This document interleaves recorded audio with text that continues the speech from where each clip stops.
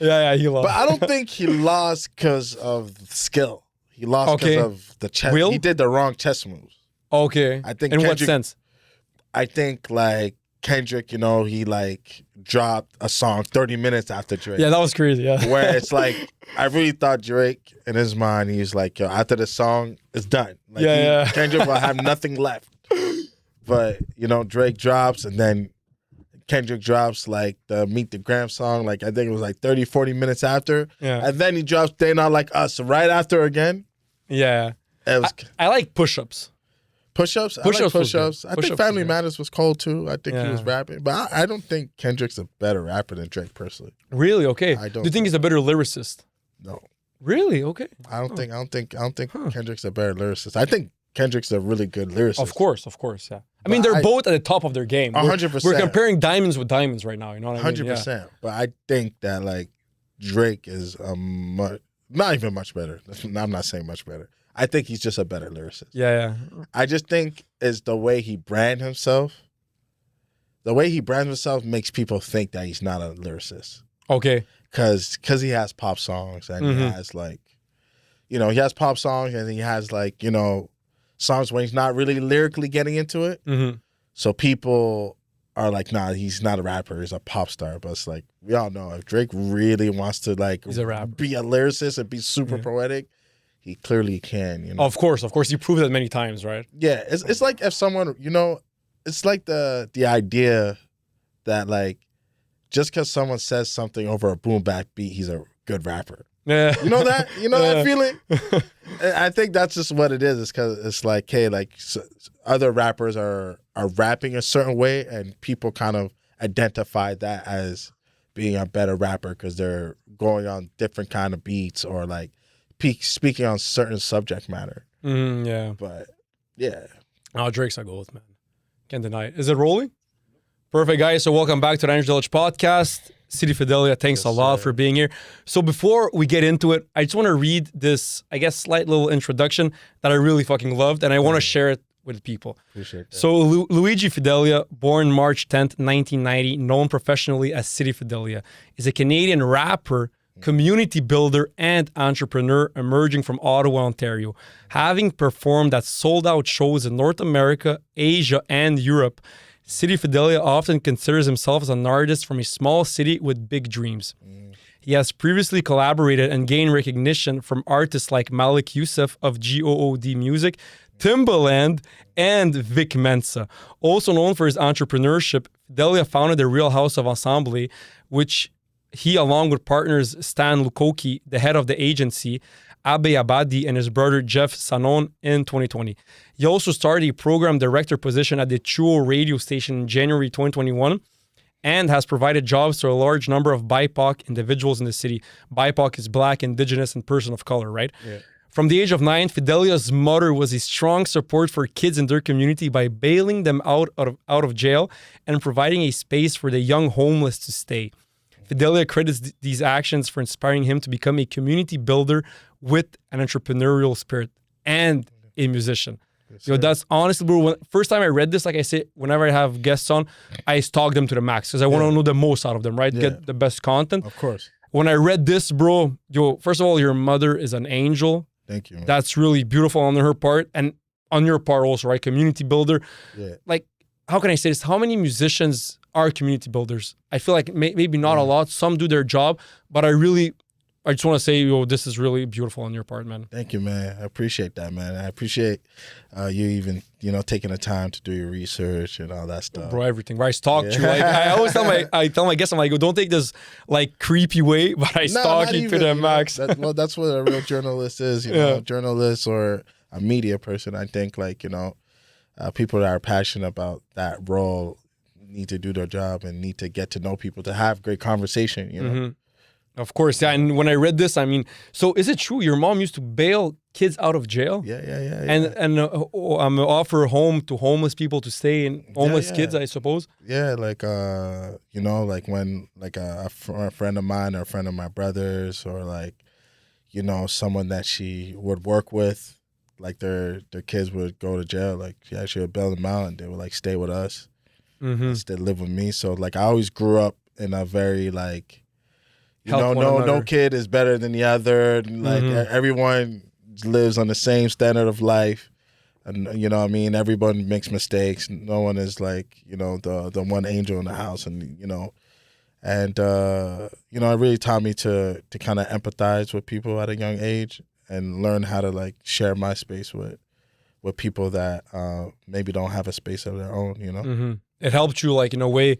That's why you became a community builder, Yeah. and also with music, like it or not, it connects people together, man. 100%. It's a language that speaks all languages. Like I don't know what's the saying, I forgot, but it's you know what I mean. Yeah, it's it like a connects universal everyone. language. Yeah. Exactly, man. Yeah, no, definitely. Like my house in Chinatown, like that's where I grew up. You know, Okay, I grew yeah. up like, you know, Bronson, Rochester. You know, Close to Little Italy. exactly And, right beside that. Yeah, we like the people that live in the areas consider that still like Chinatown. Okay, yeah.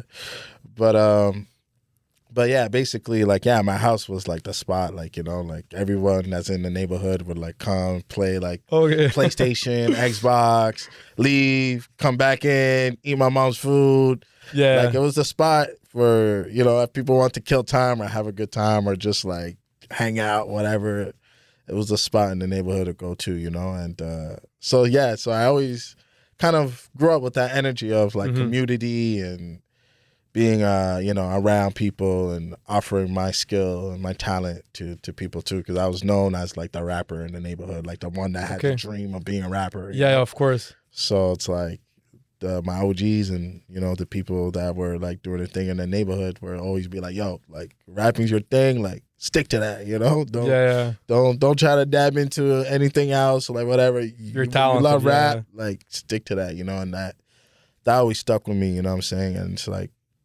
you know, when you grow up in that environment where, you know, there's people selling drugs and doing this and that, you know, you obviously, you know, you dabble in your way just because it's just around you, and in a way you gotta survive also. Yeah, it's like survival, and also too it's like you're young, so you want to be cool, you want to like, you know, you see people wearing like nice clothes and stuff like that, driving nice cars. Yeah, you know, you're like, oh, okay, like, oh, it's this easy, you know. But yeah, my thing was always like, yeah, I wanna make music. That's what I do. And I always had this goal to kind of like be able to inspire people that live that lifestyle through my music. You know, I always like find a way to like speak for them in my music, you know? And I think that's what my, you know, a lot of the reflection of my music is like really me speaking for people that can't really speak, you know? Of course, yeah. Because, you know, because of the way they live, what they're doing and stuff like that. And it's also to inspire them, you know what I mean? It's of like, course. when you have someone that's close to you that's like making like legit money and it's like doing things that like some people can only dream of, you know, so it kind of motivates people to be like, oh shit, you know, like let me do what I gotta do to get to the next level, you know. And yeah, I think that's what inspires me every day, like to you know, I always tell people I wanna make more money to give back more money. Beautiful. You know, that's honestly, I enjoy being able to help as much as I can. You know?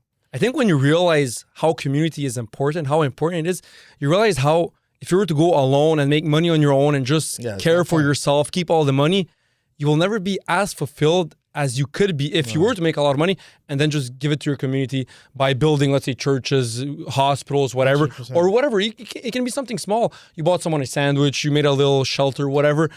It's really community. Since we're humans, we're really social creatures. Like no one likes to be alone. We're like being a part of something, having our friends and whatever. Yeah. And that's really what makes, in a way, life worth living and life really beautiful. 1000%. And you know, I do believe in balance though. Like I definitely been like, because I grew up that way, I definitely been the type of person where it's like, even when I'm drowning, I'm like trying to save the world. It's like, you know, I got a life coach. Really? Okay, yeah, nice. Shout out to Amelia.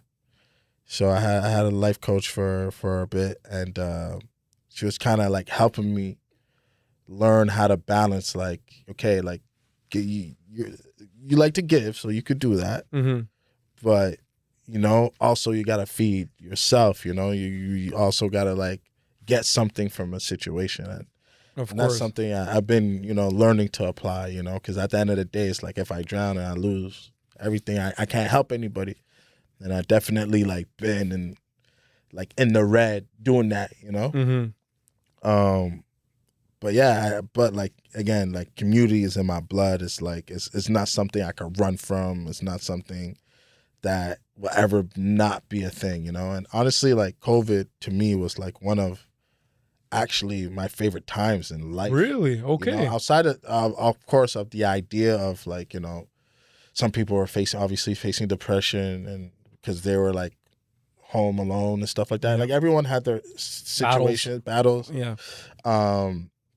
And obviously people getting sick, that wasn't a good thing. But I'll say like a lot of my experience during that time is I saw the music industry get more pure. I saw community being a thing again. Like just because like everyone in the world was living in the same standard. It didn't matter if you had the biggest house, small house, money. It's like there's not Fame, much you can status. do with any of these things.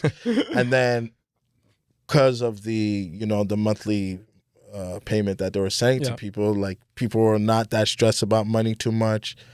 So a lot of things that were happening was out of pure passion, and I felt like people were living in a way like, listen, I don't know what tomorrow's gonna be. Let me enjoy it right now. It's like during that time was probably one of the first times like I sat down with my family and played dominoes and played different games like on the regular. You know what I mean? So. And yeah, just kind of, tapping back to the idea that like, like money can't always be the first thing that we think about. And I felt like during that time, it wasn't that. Because even if you made music at that time, it's like, what were you going to really do with the music? You couldn't tour really. Exactly. You were able to do like some stuff, like live stream from your room or whatever. But like the vibes in the studio was just immaculate, for me anyways, during that time, I was really working with this really dope artist named Jaden Hill, like one of the dopest R&B artists to ever come out this city. And like, man, the magic we were making during that time, and just like, we didn't really care about too much about the outcome. We just wanted to make timeless music. Mm-hmm. And, and sometimes, when things open back up, you just notice like a lot of industry people just kind of like, now they're back to the, okay, yeah, if it ain't about money, then I'm not trying to have a conversation or whatnot, But I'm happy that like, anybody that I've worked with like closely, like, Jeff Sand and Gold Stripes, Jaden, all other people from the house of Ensemble, like I'm happy that we don't really carry that energy. We were pretty like tight knit, like family, and we all kind of had the same mission of kind of trying to offer the community as much as we can, with the amount of capacity that we have. By being authentic. Yeah, it's like, that's what it is, everybody, I think that's the best way to connect with people, by being real. And exactly. And obviously, it's hard to be that 100% of the time, just because, like, people face fears. People don't want to, let's say, lose their jobs, don't want to rub people the wrong way or whatever. But I think that's the answer to heal. Because when you're real, you have real conversations, and then you grow from that, from whatever is stopping you from moving forward. Of course. And I think a lot of things that are issues in this world is because we're not being real with ourselves. Of course, 100%. 100%. We're not being real with ourselves. We don't want to have conversations. Because they're hard conversations, like her, not they're hard. And I don't think, of course there's few malicious people in this world, but I don't think everybody that disagrees with you is a malicious person. Of course not. Of course. Like in my own life, I've witnessed like someone start being racist and then switch. Yeah, of course. Yeah. But it's because of the way I reacted to that moment when they were being racist. Because now they're like, oh shit, like what I see on TV, not all black people are like that. Of course. Yeah, you know what I mean? And or on the social media. And stuff like that, of course, like, like I had one of like a homie that like, it's like his parents was mad racist. Like, they. What was he? I want to say the background because I want to say the background, but his parents were mad racist. Lebanese, not joking. No, I loved my Lebanese brothers, and real love to them, bro. Yeah, and like, so like to the point where like, yeah, if we like come to the door, like the parents would be like, he's not home, and we'll like see him like right there. You know what I mean? Like, really? Okay. see him, Okay, that's like, yeah. You know what I'm saying? Really? And then one day he kind of like went missing. He went missing, and the neighborhood was like looking for him. And then I think it was my brother or my boy Issa that found him or something. And then my mom, she was like the neighborhood mom. Yeah, of course. So she went to his house and was like, yo, you know what? Like, because he was like misbehaving at home and stuff. And she was like, yo, like, you know what? I'll take him in my house for a bit and then see how things go. So like, I guess he just felt like the love inside my house and stuff. So he ended up like, when he went back to his own house, like his behavior changed, He was like nicer with his parents and stuff like that. And then, yeah, like his parents like loved me and my family after that, you know what I mean? Yeah. And just kind of, so I think sometimes people just need to go out in the real world and get reprogrammed, I feel like it's mostly going out in the real world. Because if you spend your days sitting at home and watching TikTok reels or IG reels, social media is made to either make you happy, sad, angry, whatever, frustrated, because it wants a reaction out of you. It gets 100%. Your attention.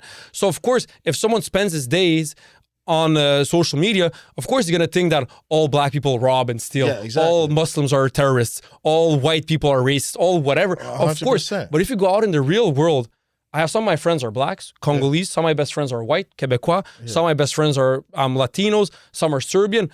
At the end of the day, what's important is going out there and making real connections. Because if you meet someone, he can be completely the opposite from you. You can be white, you can be black, you can be straight, you can be gay, whatever. But if you guys click together well, if you guys have decent conversation and you're staying real and you guys truly connect, you're gonna be like, yo, I fucking love this person. I have my friends who are black from Congo, Haiti. I love them more than I love them like my brothers, and they have nothing to do with me background-wise. But just I grew up with them playing soccer since we're 8 years old. We grew up together, went to school, we built relationships, we had different settings, whatever, that the bond is like brotherhood now. And you don't care about the background because you would kill for that person. You know what I mean? Because you're making real decent connections and not just scrolling on TikTok and watching, okay, Nick Fuentes said something fucking racist. But then this guy said something really woke against white people, whatever. It's like creating a division. But if you go outside in the real world, you see how actually it's not that divided. Yeah, it's not that divided.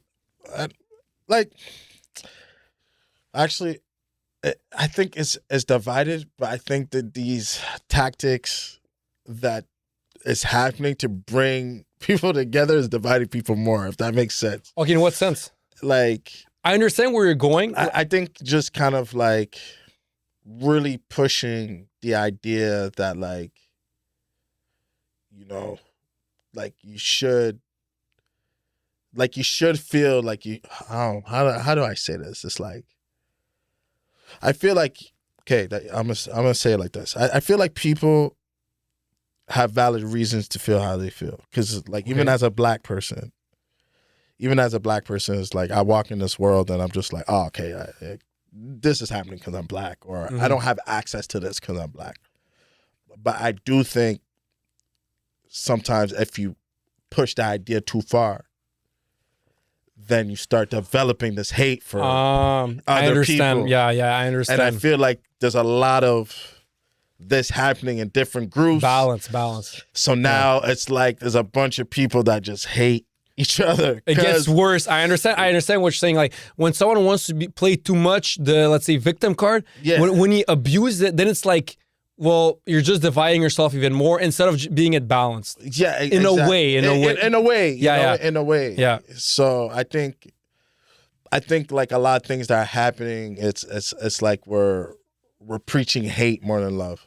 On social media, huh? On social media, I feel like I see more like hate this other person or hate that other person more than like, let's learn how to love this other person. Let's learn how to love this other person. Of course. And I think, in the 90s and 2000s, it was like that. Like, no, I didn't care who I was playing basketball with. I didn't care, when I was playing the sandbox, who I was playing the sandbox with. Like, you know what I mean? Like, I gravitated towards who I gravitated towards, but it's like I felt indifferent about anybody outside of that. Exactly. Where it's like, I think a lot of people got very, very, very strong opinions about other people, and it's like, man, you don't know. Maybe that person is the person that might save you before your own people.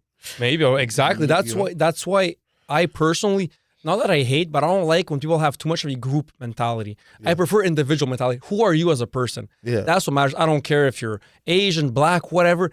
If I fuck with you, if you're really cool, if you're a decent person, I really vibe with you, you're going to be my friend. Yeah. I don't care what your ancestors, I don't care what your skin, I don't care about any of that. If you as an individual, you're a cool person, I vibe with you. Yeah. That's it. That's why I go more towards the individual. Who are you as a person? Instead of what does this group do? Like, who is he as a person? That's what I care about. Yeah, I think at the end of the day, it's like everybody's should be able to walk their own lives as long as you're not harming other people or 100%. Whatever. Everybody should be able to raise their kids the way they want to raise their kids. Everybody should be able to just do what they want to do as long as you're not getting in the way of other people. You know what exactly. I mean? Love over everything, man. Yeah, man. Love conquers all, man.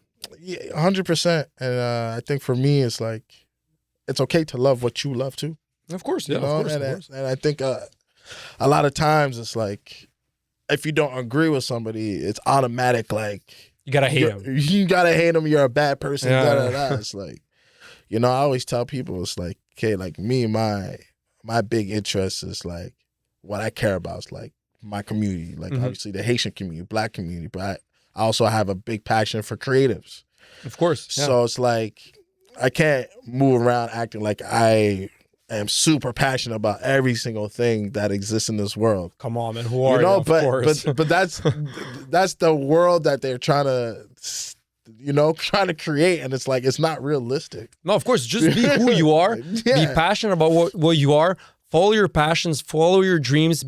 Everyone deserves a certain level of respect, of love and everything. But at the end of the day, you live your life on your terms because it's your life, right? Yeah, you want to do whatever you want to do. You want to rap? Rap. Go ahead. You have the right to rap. 100%. I want to do a podcast. I'm going to do a podcast. You know 100%. What I mean? Follow your passions. Love what you do. And if someone tells you, maybe you should do more of this, if you don't want to do it, it's your life. Like you go on in your passions.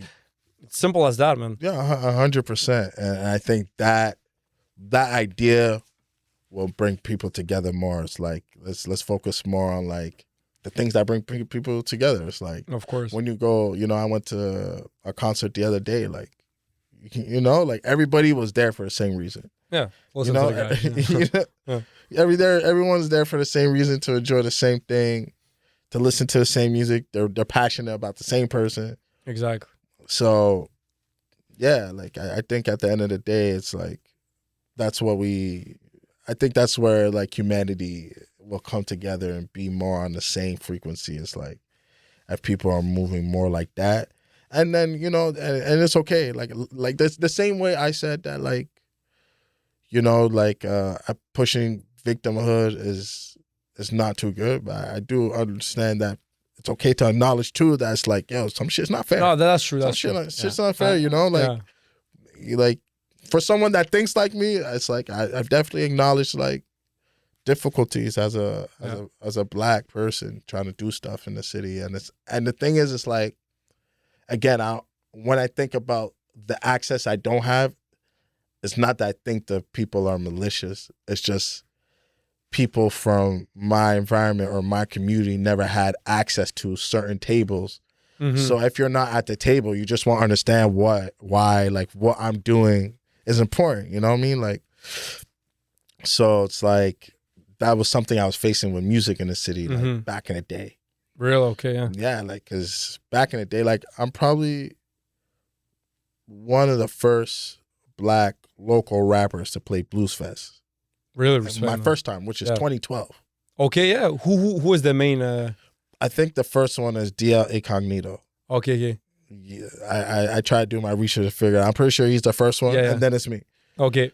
But you got to think, like, That's and huge, that much bro. and that much years, like there's You're never the been a first local black rapper. Yeah. You know what I mean? And after DL Incognito, there was, I think he was like maybe 2004 or something. Yeah. So that goes to show you, okay, what the mainstream in Ottawa cared about when it came to rap or whatever. You know, like even though there was a scene, there was always a scene. Of course. But you know, it's really kind of after George Floyd. That's when, you know, the Ottawa Citizen and all these channels start talking about, you know, music in the city. Really? After George Floyd, huh? Not music in the city, hip hop and R&B in the city. Black or just in general? I'll say black. Like I definitely Really? seen like rappers, like white rappers be on, you know, Getting Love and be on the Ottawa Citizen and stuff like that. Yeah, Shout out to them too. Like, you know, they do their best, and hey, yeah, and they paved the way for Ottawa hip hop. Like, they did their thing. You know what I mean? Like, shout out to Philly Moves and Flight Distance. Like, they really like paved the way from Ottawa. You know what I mean? And I'm not taking anything away from them. You know what I mean? But I'm just giving the reality of what it was during that time. Yeah, it's like if you were black and rapping, you're not getting that much love. Really? Huh? You know what I'm saying? Yeah. Until George Floyd. Real? Until George Floyd. Until like 2021? When was it? 2020, 2021? Until that late? Really? Yeah, huh? Man, like, and we've had like successful stories in the city. Yeah. You know, like Night Lavelle, you know what I mean? Like, wow, man. So that's pretty recent, man. George Floyd was what, 2020? Yeah, 2021. Yeah, something like that. Yeah, 2020. It was pretty much like when COVID just hit and then the George Floyd incident happened. Pretty much, yeah. You know, but again, it's like I don't look at these people like, oh, they're maliciously doing that. It's just like, do you think maybe they're subconsciously doing it?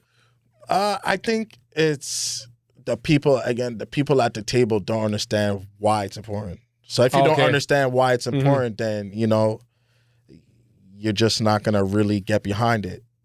You know, and so it's like it was the same thing when I was writing grants. Yeah, like in my whole career, in Ottawa, I got one grant as an artist.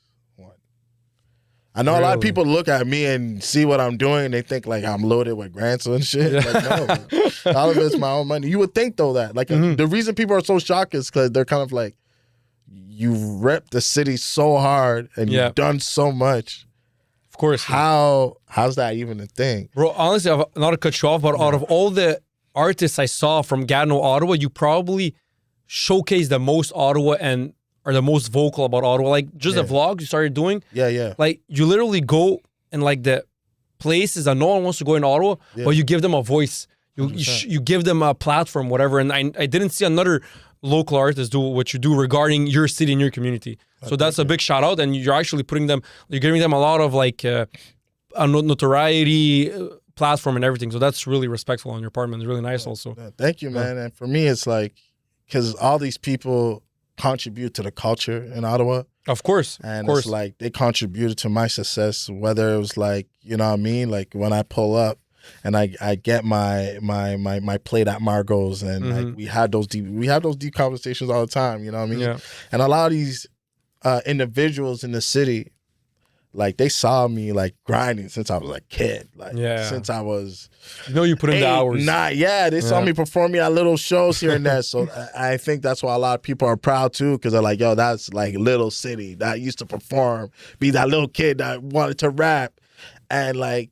He grew up doing what he dreamed of doing, and he still shows up for us. He still like, you know what I mean, acknowledged like who the OGs are and stuff like that. So it's like, and that's always been a point for me, you know what I mean? Because I never forget, even if you gave me 1 cent or you gave me one talk, I'm going to remember that you took the time to do that, because all these things have contributed to who I am today, you know? Of course. But yeah, I think it's important to show the city love.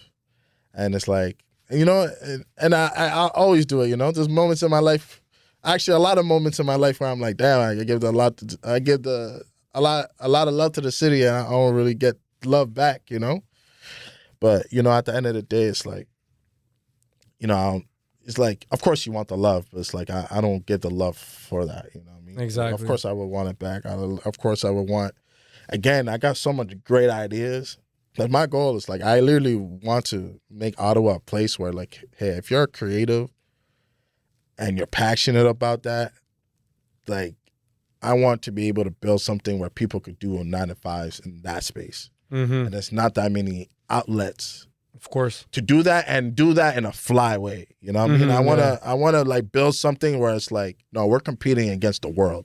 Yeah, of course. You know, like not only Montreal, Toronto, but Ottawa also. Yeah, you know what I mean? Like, but I want to compete against, even if you're in the States, like, even if you're in the States or Europe, you might want to hire this company in Ottawa because we're just doing crazy stuff. And we have the talent to do that. And what I mean by talent, it doesn't necessarily mean, you know, me, the artist, or you, the podcaster. The people behind the scenes. Like, we have Ottawa U, we got Algonquin, we got Carlton. Of course. You know how many geniuses are in this school of course, that wish that they can use their skills in dope creative things that they can see get nominated for a Grammy or win an Oscar. You know what I mean? Like, of course, yeah.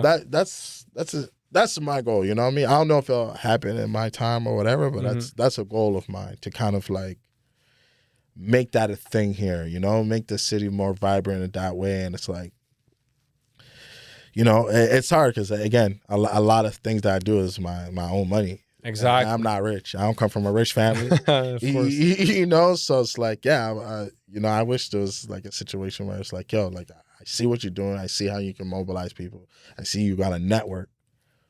Like, okay, let's see what you could do with 100, 200,000. And I'm sure, you know what I mean? Like, we, you know, between me and my team, like, we would be able to kind of like, you know, like, create a sustainable thing where now it's like, yeah, we're competing against the world. We're exporting great talent. Of course, and then we have a huge population. Like, if you think about it, Ottawa has 1 million, maybe a bit more. Yeah, it's growing. Gatineau, like it or not, I always tell people, Gatineau, Ottawa, yes, 2 different cities, but we're right next to each other. Yeah, it's like so in a way, thing. it's one city. Just one speaks 100%. more French, the other one speaks more English. But in a way, it's one city. When I say I'm going to Ottawa, I'm not like, okay, I'm going to another city. In my mind, it's right there. It's like 20 minutes from here if I want to hit Parliament. You know what I mean? Yeah. So in a way, it's right there. Yeah, I don't see it as a different city either. I see it as the same. One. Yeah. Of course, some speak more French here in Gatineau. It's more Francophone Québécois, and there it's more English. But at the same time, it's like pretty much the same. But one thing I realized, like your life coach told you, I think it's really a balance of both, because I see from what I hear, you really like helping people and building your community. But at the end, I also feel like it's really important to never forget about yourself in the process. Yeah, 100%. Because like it or not, like I understand as much as you want to help everyone else, this goes just for anyone who's really that type of mentality, who likes to help people and be a community leader. To be a good leader, in a way, you also have to care for yourself, and you become the best version of yourself, and then you can help the community in the best way that you can 100%. by becoming the best version of yourself and by motivating people, just simply by you being who you are, living by rapping and doing all the creative stuff you want to do, having a successful life, probably a joyful and happy life. From what I see, you're very smiley, you're very cool and nice person. Just by you being who you are, that's going to motivate a lot of young guys who were in the same position you were when you were younger, little city rapping here and there, having big dreams, not really sure how to get there, what to do, where to go, whatever. They see you, and also they feel like they have access to you because you're really into them. You're going to help them out. You're into your community. Just by you being you, I feel like you're going to help a lot of young, maybe black kids in your neighborhood, or even in Ottawa, or even just kids in general, to achieve their dreams and go out in the world. And you know what? I faced a lot of adversity from either racism, not coming from a rich family, adversity here and there. But hey, I had this one goal. I had this one dream. I put all my cards on the table. I went for it. And I'm still going for it. You're still young. You're like, what, 35, 36? Yeah, 36. You still have, like, knock on wood, you live a really healthy and long life, which health is wealth, of course. Yeah. So only by you being you, by becoming the best version of yourself, accomplishing all your dreams, just that is going to inspire so many kids. Like, I don't think you realize it, because it's hard to realize who you are. Sometimes you need, like, that's why maybe you need a life coach, because you're going to be too much into yourself, but a life coach can see you from the outside and be like, you know what, let me be unbiased, because when you think about yourself, we're mostly biased, right? Of course, yeah. As human beings, it's normal. And he can look at you unbiasedly and say, you know what, this, and that.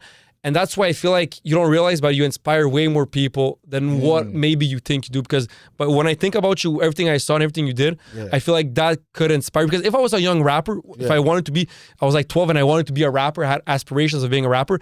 And I saw a guy who was born in a house a couple of blocks around from mine, who went to the same school as mine, who ate the same food at Margo as me, who had the same upbringing, and he's opening for 50 Cent.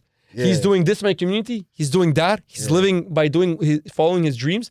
Even if I never met you, just that would inspire me a lot, man. I appreciate that, honestly, man. And I think that's like why I wanted to do the vlog too, was to kind of like open up more about what I have going on. Like I was talking to my team because my team and I also own Skate and Play. Have you been there?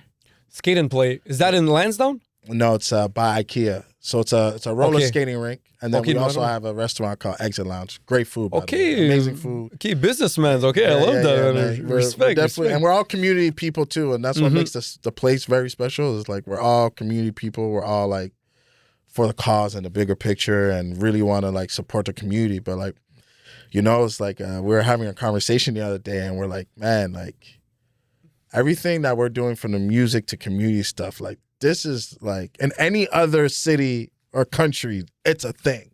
Of course. Like, you know, our venue is, I think, you know, I've been doing research on that too. I saw that it's like one of the largest Black-owned businesses in Canada.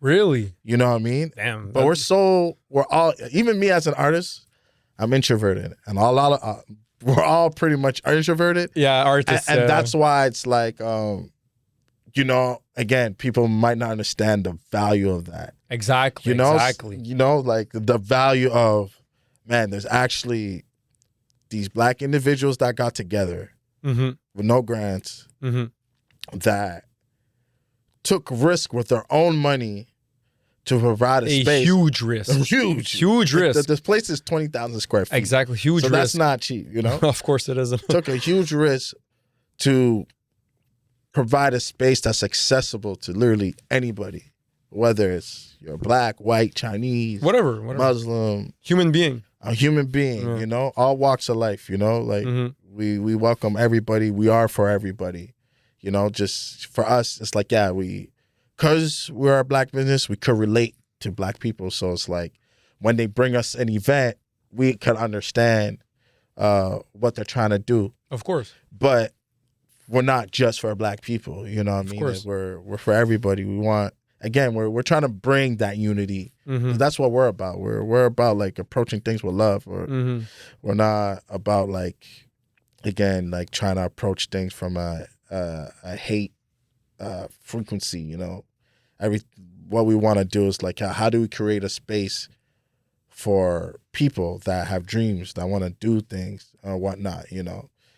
And we're like, yeah, like we got to be more proud of it. You know what I mean? Exactly. We're just very quiet. And if we're quiet, then people just don't know. Yeah. Because artists are in general very introverted in general. Yeah, for sure. But they have also an extroverted side where they showcase their art and their talents and whatever. But in general, like I had many, let's say, fighters on my podcast, artists and whatever. And in general, I can say that artists are a bit more introverted than, let's say, fighters, MMA fighters who maybe care a bit less or whatever. Yeah, I think, you know, I think too, we're growing up in a city where, you know, people that take chances don't really get celebrated. You know, it's or take risks. You're not really celebrated here. So it's like, because from a young age, you're kind of taught to be like, no, don't think too big of yourself. You kind of develop this psychological thing of like, oh, I don't want to say too much because I don't want to like make it seem like I'm bragging or anything like that. Exactly, yeah. You know, and I think a lot of us have that mentality where it's like, oh, well, we don't want to brag or, you know, talk about what we have, so we're going to keep quiet, where it's like, you know, that's not our hearts. And I think we're all getting to that place where it's like, we know that's not our hearts. Like we've been, like since we're kids, we're helping people, you know what I mean? Like if you ask about anybody on my team and how they are as a person, there's always going to be a good story about how this person has helped me get through things or been there for me or whatnot, you know? And I think so now we're just kind of more open to kind of like talking about like our business and like, you know, and helping people understand why this is important.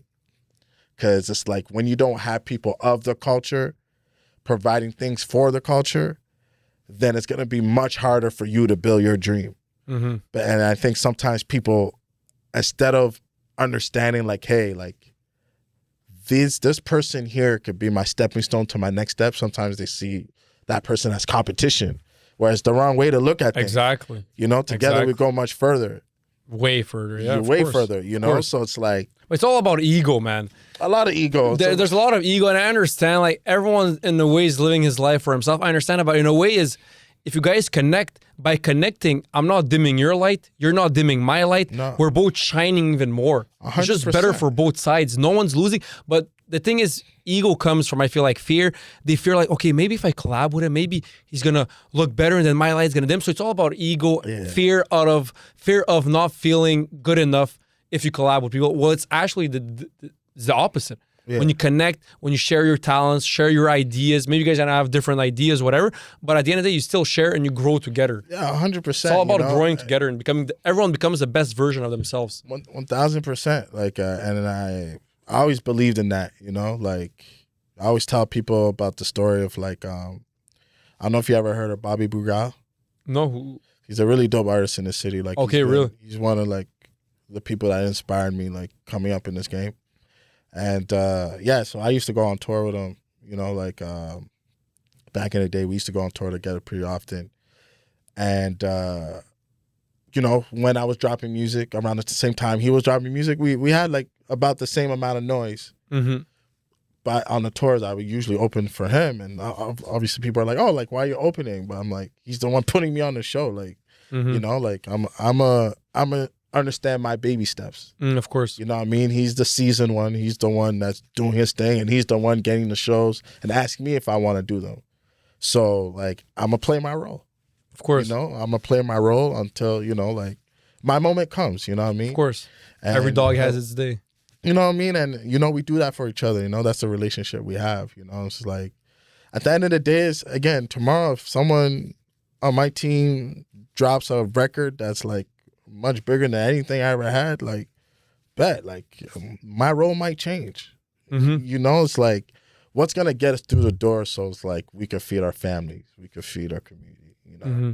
And I think too much, like, people care too much about the idea of, like, I want to be the first person to do it, or I want to say I want to be able to say I did it by myself, or ego, whatever. And it's like, it's counterproductive because, listen, we're all in survival mode. Exactly. We're all trying to survive out here. So, like, if that's the mentality you think that's going to get you out of survival mode in this city, I guess, you know, do your thing. Try your luck, you know? Yeah. So it's all about seeing the bigger picture. I think seeing the bigger picture is always important. Of course. You know what I mean? And understanding the bigger picture and aligning yourself with people that are about that too. Mm-hmm. You know, because everybody got to be on the same program. You know, like, what sport do you watch? Most soccer. Soccer. I love it, bro. Fucking fanatic. For a soccer team, the teams that win are the people from the star player to the water boy believes that they could win and understands that I got to master my role in order for us to win what we need to win. Mm-hmm. It's the same with life. You know, you gotta be okay mastering your role and being happy with your role within the bigger picture for it to succeed. That's why I feel like what happens mostly is when people start comparing each other with others, when they don't realize that we're all completely unique. Yeah. We all have, I'm very Christian, we all have a different path. God has a path for everyone. Yeah. We all have a different destiny. So just by you competing or comparing with others, you're literally doing nothing productive on your part, because God in a way is only going to look at it and be like, why are you even focusing on his road, on his route? I'm paving the way for you. For you. You have your route, you have your destiny, you have your end goal, you have your end dreams. I have all of this planned out for you, and you're wasting your time thinking about what other people have. You have your life to live. 100%. You know what I mean?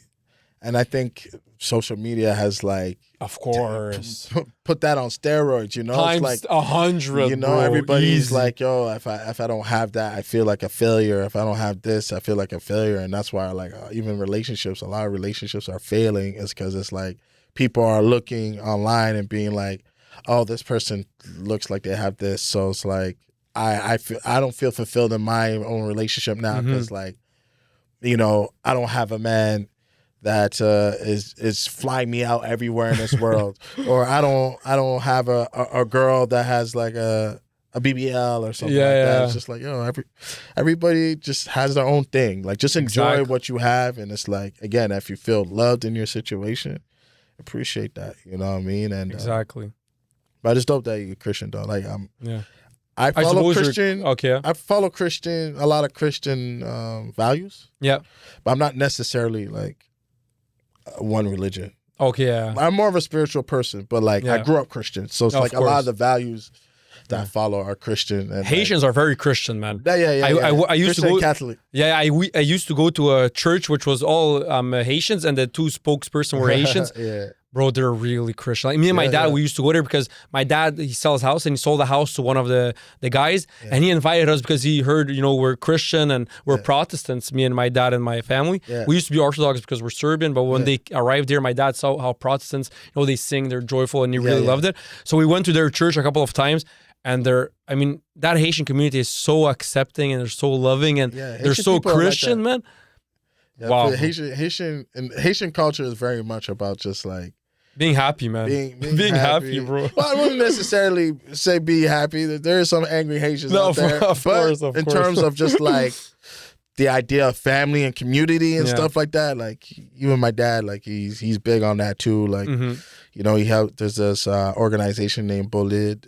Like it's for young like Haitian soccer players. Like they kind of like help them at a young age, like develop them to, you know, obviously to go pro. Obviously none of them go pro, but like that's the goal, you know, like to give them that space to kind of like learn how to play soccer and stuff like that. And like he also did the Haitian festival. So like and a lot of these things he's doing for free. Like he just wants to see community thrive. Yeah. And even things he organizes, he'll pay for a ticket to go to his own thing. Really? Yeah, because for him, it's kind of like, hey, if I don't pay, then that is money I'm removing from the bigger picture. You know, and so it's like, yeah, Haitians are very much like that, you know. Yeah, of course. Do you know Jonathan David? Jonathan David. He's from Ottawa. He's Haitian origin. I think he's born in Brooklyn, New York, but I think he's only born there. He arrived here when he was like 2 or 3 years old. He grew up in Ottawa. Yeah. Toronto? Huh? Is he in Toronto now? No, he's in France. So his parents are Haitians, but now he's a professional soccer player. And like, he's really good. Yeah. I'm pretty sure. He's from Ottawa. He's Haitian background. I'm pretty sure he played for that organization when he was younger. Probably. Yeah. I remember my dad telling me about him. Jonathan David, of course. Now he's like, let's say if you have the two best Canadian soccer players right now, so of course number one is Alphonso Davies. He's phenomenal, one of the greatest in his position in the world, not only in Canada, and he's Canadian. And then you have Jonathan David playing up front. They're both really good, man. Yeah, man. I remember Jonathan David. I'm pretty sure he went through that program. Probably. Telling you about. But yeah, no, it's a thing. It's definitely a thing in Haitian culture of like, you know, like community is a very priority in that culture. You know? I gotta ask you one question because I have a lot of Haitian friends. What did your parents think when you said you wanted to be a rapper? I was tough. It was tough for them. Yeah. Even though like my dad played in a band. Okay. So that's what got me into music. Yeah, like, he played in a band that was like very popular in the city, even Montreal. Cause they came here with not much. You know, their whole thing is like, okay, I didn't have much, so I want to make sure you got something. Of course. And obviously the chances of making it in the industry is very slim. Of course, yeah. So, you know, now that I'm older, I'm obviously like understanding of like the perspective, but like, you know, cause I was so driven and passionate, they're kind of like, do your thing, but they're very big, like go to school. Yeah. You know, like. I'm saying that because I have a lot of Haitian friends, and my Haitian friends are like, yo, if I do dreads, if I do this, my dreads. Parents are going to be fucking pissed. I started dreads like when I moved out. That's when I started my dreads and stuff. When I moved out, when I'm like, yeah, shit, I'm my own person. Yeah. You know, I do what I want to do, you know? But yeah, I think they were, it's like, at the end of the day, they just wanted the best for me. Of course. And I get school at the end of the day, school and stuff like that. It's just the safer route, you know. Going to school, getting a job, safer route, Yeah, and they could rest in peace knowing that their kid's okay, you know. exactly. So I think it took when music got successful. That's when they're like, all right, cool, you know. Did you go back to them? You're like, yeah, so. It depends. In some conversations, I'll be like, well, you know what I mean. Like I worked hard and I got here, you know. Exactly. Yeah. You know, but I'll say they were supportive though. I wouldn't say they weren't supportive of it. Yeah. Exactly. It's just they would rather at the time like the idea of like, I don't know, me being a director at a government job or like something more secure, you know, more safe, and in a way less of a crazy long shot in a way. Yeah, because even now as an entrepreneur, you're always working. Like as an entrepreneur, you're always thinking like 2-3 years ahead because you gotta like you're eating what you're killing. Of course, yeah. So you're not getting that secure check all the time, you know. So it's like I can understand why someone would have anxiety with that, you know. But for me, it's like I love that thrill. I love that. Not everyone is built to be an entrepreneur. No, not really, because entrepreneurism is a mindset. It's not just I own my own business. It's a way more of life, like, also. Yeah, it's a way of life. It's like I'm down to do whatever to pay what I need to pay, but on my own time. Exactly. It's like having that mindset and that passion from wanting to control your own time. Because a lot of people think entrepreneurism means that you're rich off your own business. Immediately rich. You know, it just means that like you control your time and you're okay with that. You're okay not receiving a check every 2 weeks. You're okay with like, you know, you might be down bad for a couple months and still got bills coming your way.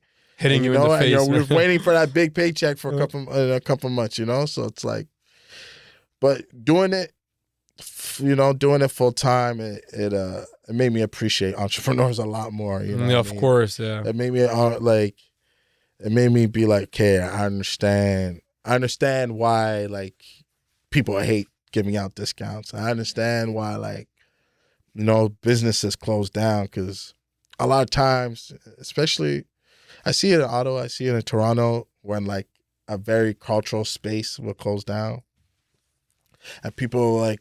When it closed down, that's when they'd be like, oh my God, like, I can't believe it's shutting down. Like, no. And I'm just like, well, if you made that place money, they wouldn't be shutting down. If you would have pulled up a couple of times and eaten their dishes, maybe they would still be there. Because that's really that's really what it is. It's like if people don't have the money to keep their, you know, their place, if they can't pay the rent or whatever it is, or can't pay their staff, then they got to shut down. Reality of life hits. Yeah, they got to reset, and again, it's like, I think that's why this conversation is important. Because I have a couple businesses, and I know a lot of people that have businesses, and it's like, in order for these things to survive, you have to support them. Of course. You know what I mean? And if you want access to them, and if you want things that represent your culture and fight for your culture, you got to support it. Or it's going to go back to square one, and it's like now you don't have access to a lot. Yeah. And if you want something, you're just going to get that standard price because, again, people don't understand why your idea is of value. Exactly. You know? How do you balance a entrepreneur lifestyle, a business lifestyle, and a artist rap or lifestyle? I feel like it's a bit different. Man. Exactly, right? It's very different. How do you balance it so successfully, and like what are your key takes? And I definitely got like support, you know what I mean? Okay. I got like a team of guys I trust and stuff like that have been helping me out.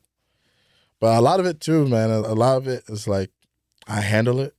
Even now I'm working on delegating, you know what I mean? You have problem delegating sometimes?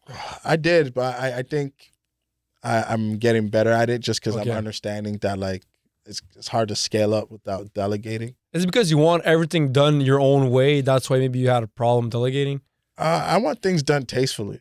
Okay, yeah. With a heart, with passion. With passion, and it's like, it's hard to find people that have taste or passion for what you got going on, which is fine, you know? Well, it makes sense in a way. Yeah. It's your business, so of course. Exactly. You got to work harder than your employees. So I'm always stuck in that gray area where it's like, damn, like, and well, especially in the art side of things, like, I don't have the money to pay someone full time, but I also don't know that much people that like have such a strong passion for what they do that they're like down to like help build it, you know? I feel like in Montreal and Toronto, there's more people like that. Of course, I feel like it's a more vibrant and how can I like artistic city. I feel like it's a bit better for artists. And I think people are just more passionate about. It's like in Ottawa, you have this like community of people that are like that. You know what I mean? But it's a small community, and they can't help everybody. Of course. You know, whereas like in Montreal or Toronto, there's a lot of people that are very into creative direction, very into marketing, very into these things. Of course. Where instead of them seeing it as I'm working for you and trying to help you out, they see it more like, okay, through you, I'm going to showcase how good I am. And there's not that much people that think that way in the city. So I think that's why it's like there's not like that much like things that are constantly done at a higher like a high taste level. Because in Ottawa, you'll just have one guy that's really good at what he does, and then he's the one that's doing everything for everybody. But of course, he has to make a living, so he's probably like charging a certain amount. Of course, yeah. And you know, most artists are broke. That's the reality of of life. Course, you know, it's like, hard to make it as an artist, man. Yeah, it's it's like because the thing is, it's like, and it's not artists. A lot of artists are broke because they don't have the ability to make money. That's not the case. It's like a lot of times, it's like, when you're really chasing the dream of being an artist, you got to find ways to buy time. And so that means you're either working a part-time job or you're working a full-time job, but a lot of that money is going into your music. Exactly. So, and then you're prioritizing your time and something that one day may bring you money. Instead of, let's say someone who gets a regular 9 to 5 in the government, he keeps grinding in that work. So of course he's going to gradually grow up and then get more money. But if you're working in government part-time just so you can have money and then chase this dream, which in a way, if I'm being frank and honest, can be seen as a wild dream and like, it is a wild one. If it can happen, it can happen. Who's going to, who is it going to happen to? Who knows when it's going to happen? Who knows? Like you cannot mathematically or logically predict when you're going to be successful in music. It just happens or it doesn't happen, right? Through hard work. So that's why people who are really passionate and who feel like, you know what, fuck it, I have one life. I want to live my life chasing this one dream. It may happen, it may not. I have one life, I'm going to fucking do it. So of course, for a period of time, they have to in a way be broke because they're going to put most of their time into this part of their life, which isn't bringing any money, but they have to. And if you want it one day to bring you money, you have to put in that time, that effort. But when is it gonna happen? Who knows? Is it gonna happen? Who knows? So, but that's why the outcome, if it does happen, is really like fruitful and beautiful because the work he put in and the effort and the sacrifices is way bigger than the guy who just got a regular 9 to 5 in a government and then he worked his 40 hours, but he worked it well and then he just grew up the ladder. And then that's why there's also that difference of when it does succeed, it's a huge difference of success. 100%. And I'm also like teaching artists too, just kind of like the idea of success in music too can be different for everybody, and that's okay too. You know, like someone's success in music could literally be like, oh, I started off making music and now I became an executive at a music spot. Of course, yeah. Or like I'm doing music and that's bringing me an extra 500 and 1,000 a month. Perfect. Yeah. Or I'm doing music and now I built a great network of people that I know, and now I want to buy a house, but through my music I met a realtor that will now help me out for real because he loves my music. Exactly.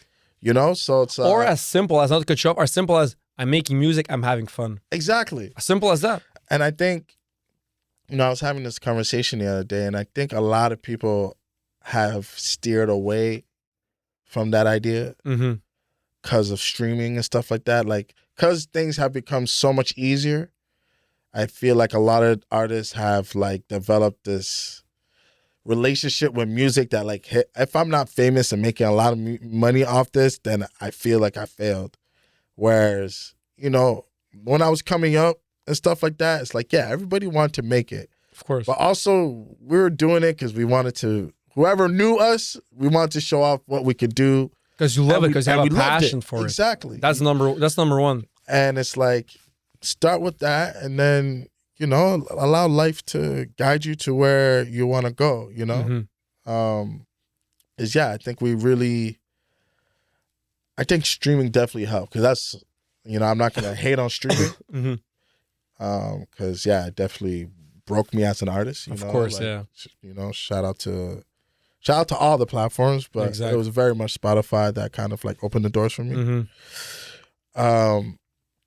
But, you know, at the end of the day, it's like people gotta remember why they started. Sometimes they gotta ask themselves questions. Why am I doing this? Is it Exactly. because I want to become rich or famous?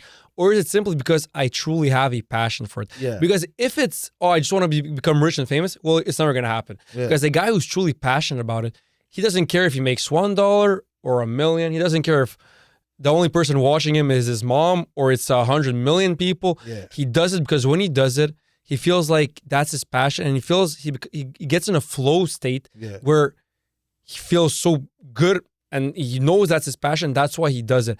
That's the only way you can succeed, and that's the only way that you will be happy and successful in doing what you like to do. Because if you're just doing it for fame and money, well, first of all, you're going to quit after you realize that it takes way more work than what you actually think it does, and you're just going to give up. But if you actually do it out of pure passion, that's where you're winning. Yeah. No matter how much money you're making, no matter who's watching, no matter what your status is, no matter how famous you become, if you're doing it out of passion, you're winning. No, 100%. How many cases are where I always use Elvis Presley because that's like a fucking ultimate, right?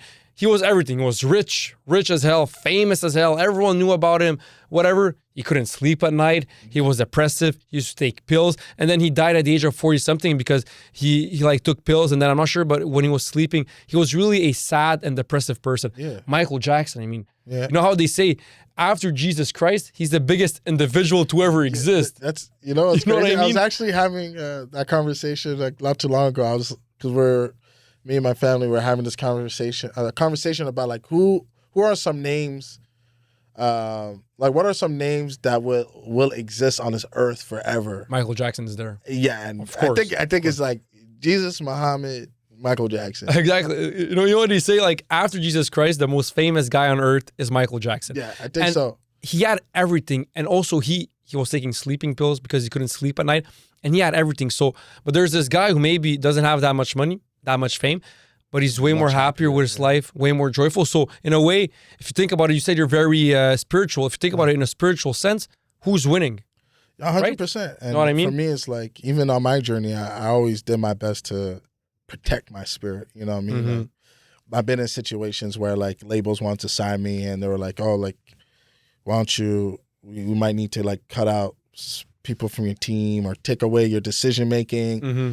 You know, again, it's not them being malicious. It's just they're running things how they know how to run it and running it traditionally. Mm-hmm. But for me, I'm like, it wouldn't sit right in my heart if like I left the people that brought me here. So I would decline the offers, even though it's like I was declining the offers when I was broke, and it was like it would have been like quick money at that point. I was like, in the long run, I know it's not gonna sit well with me, you know. Yeah. And I think what I love about my journey the most is the fact that like pretty much everybody that I started with are the people that like are still here. Mm-hmm. And I'm still working with, still, you know, dapping up, showing love, you know what I mean? Because a lot of people, the moment they get success or they get a little moment, they feel like they don't need their people anymore. Yeah. And they start acting differently. Yeah, exactly. And it's not to say that like, again, roles change and stuff like that. Exactly. All the roles change, you know? Mm-hmm.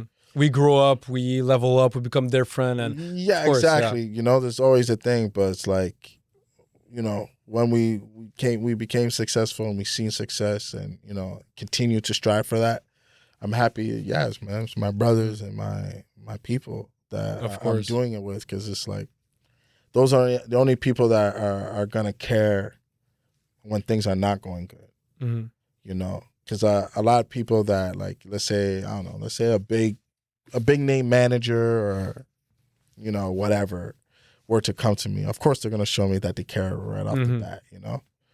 But when things are not going well, they're on to the next thing. They don't care about you anymore. Yeah, you're not making money anymore. You're not hitting your quotas, your streams, whatever. On to the next guy. They don't care about culture or what it means. But your friends from day one, your 100%. Family members, you can either be Drake level or you can be nobody. They love you for who you are. 100%. You know, and I have people like that in my life. That's like, you got to keep them close, man. They're gonna be there no matter what. Again, the way it looks, the way the roles look might change, but they're gonna show up for me, and those are the people that, like, I want to grind for. I want to make money for. I want involved in my success. Exactly. And yeah, man, I think I'm truly blessed for that. You know. Exactly.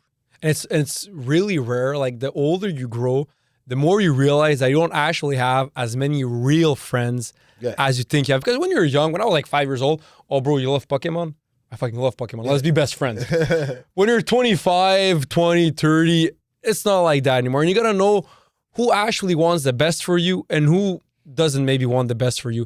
And the people who actually want you to strive to your full potential and to become the best version of yourself, those people are real.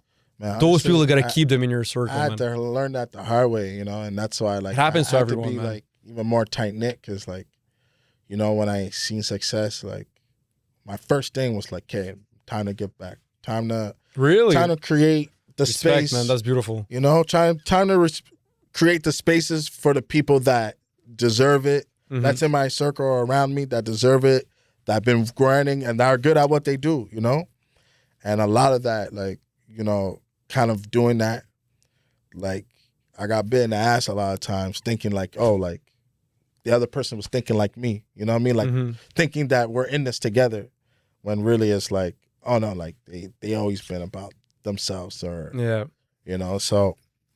That's life, man. You grow up, you learn, you live, you learn. I had to learn, and it's like, and that, honestly, what inspired me, there's two stories that inspire me through everything.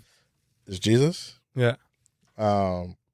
Again, more from a spiritual place. Like, it's, when I think of Jesus, it's like his story is like, yo, no matter what, he never changed who he was.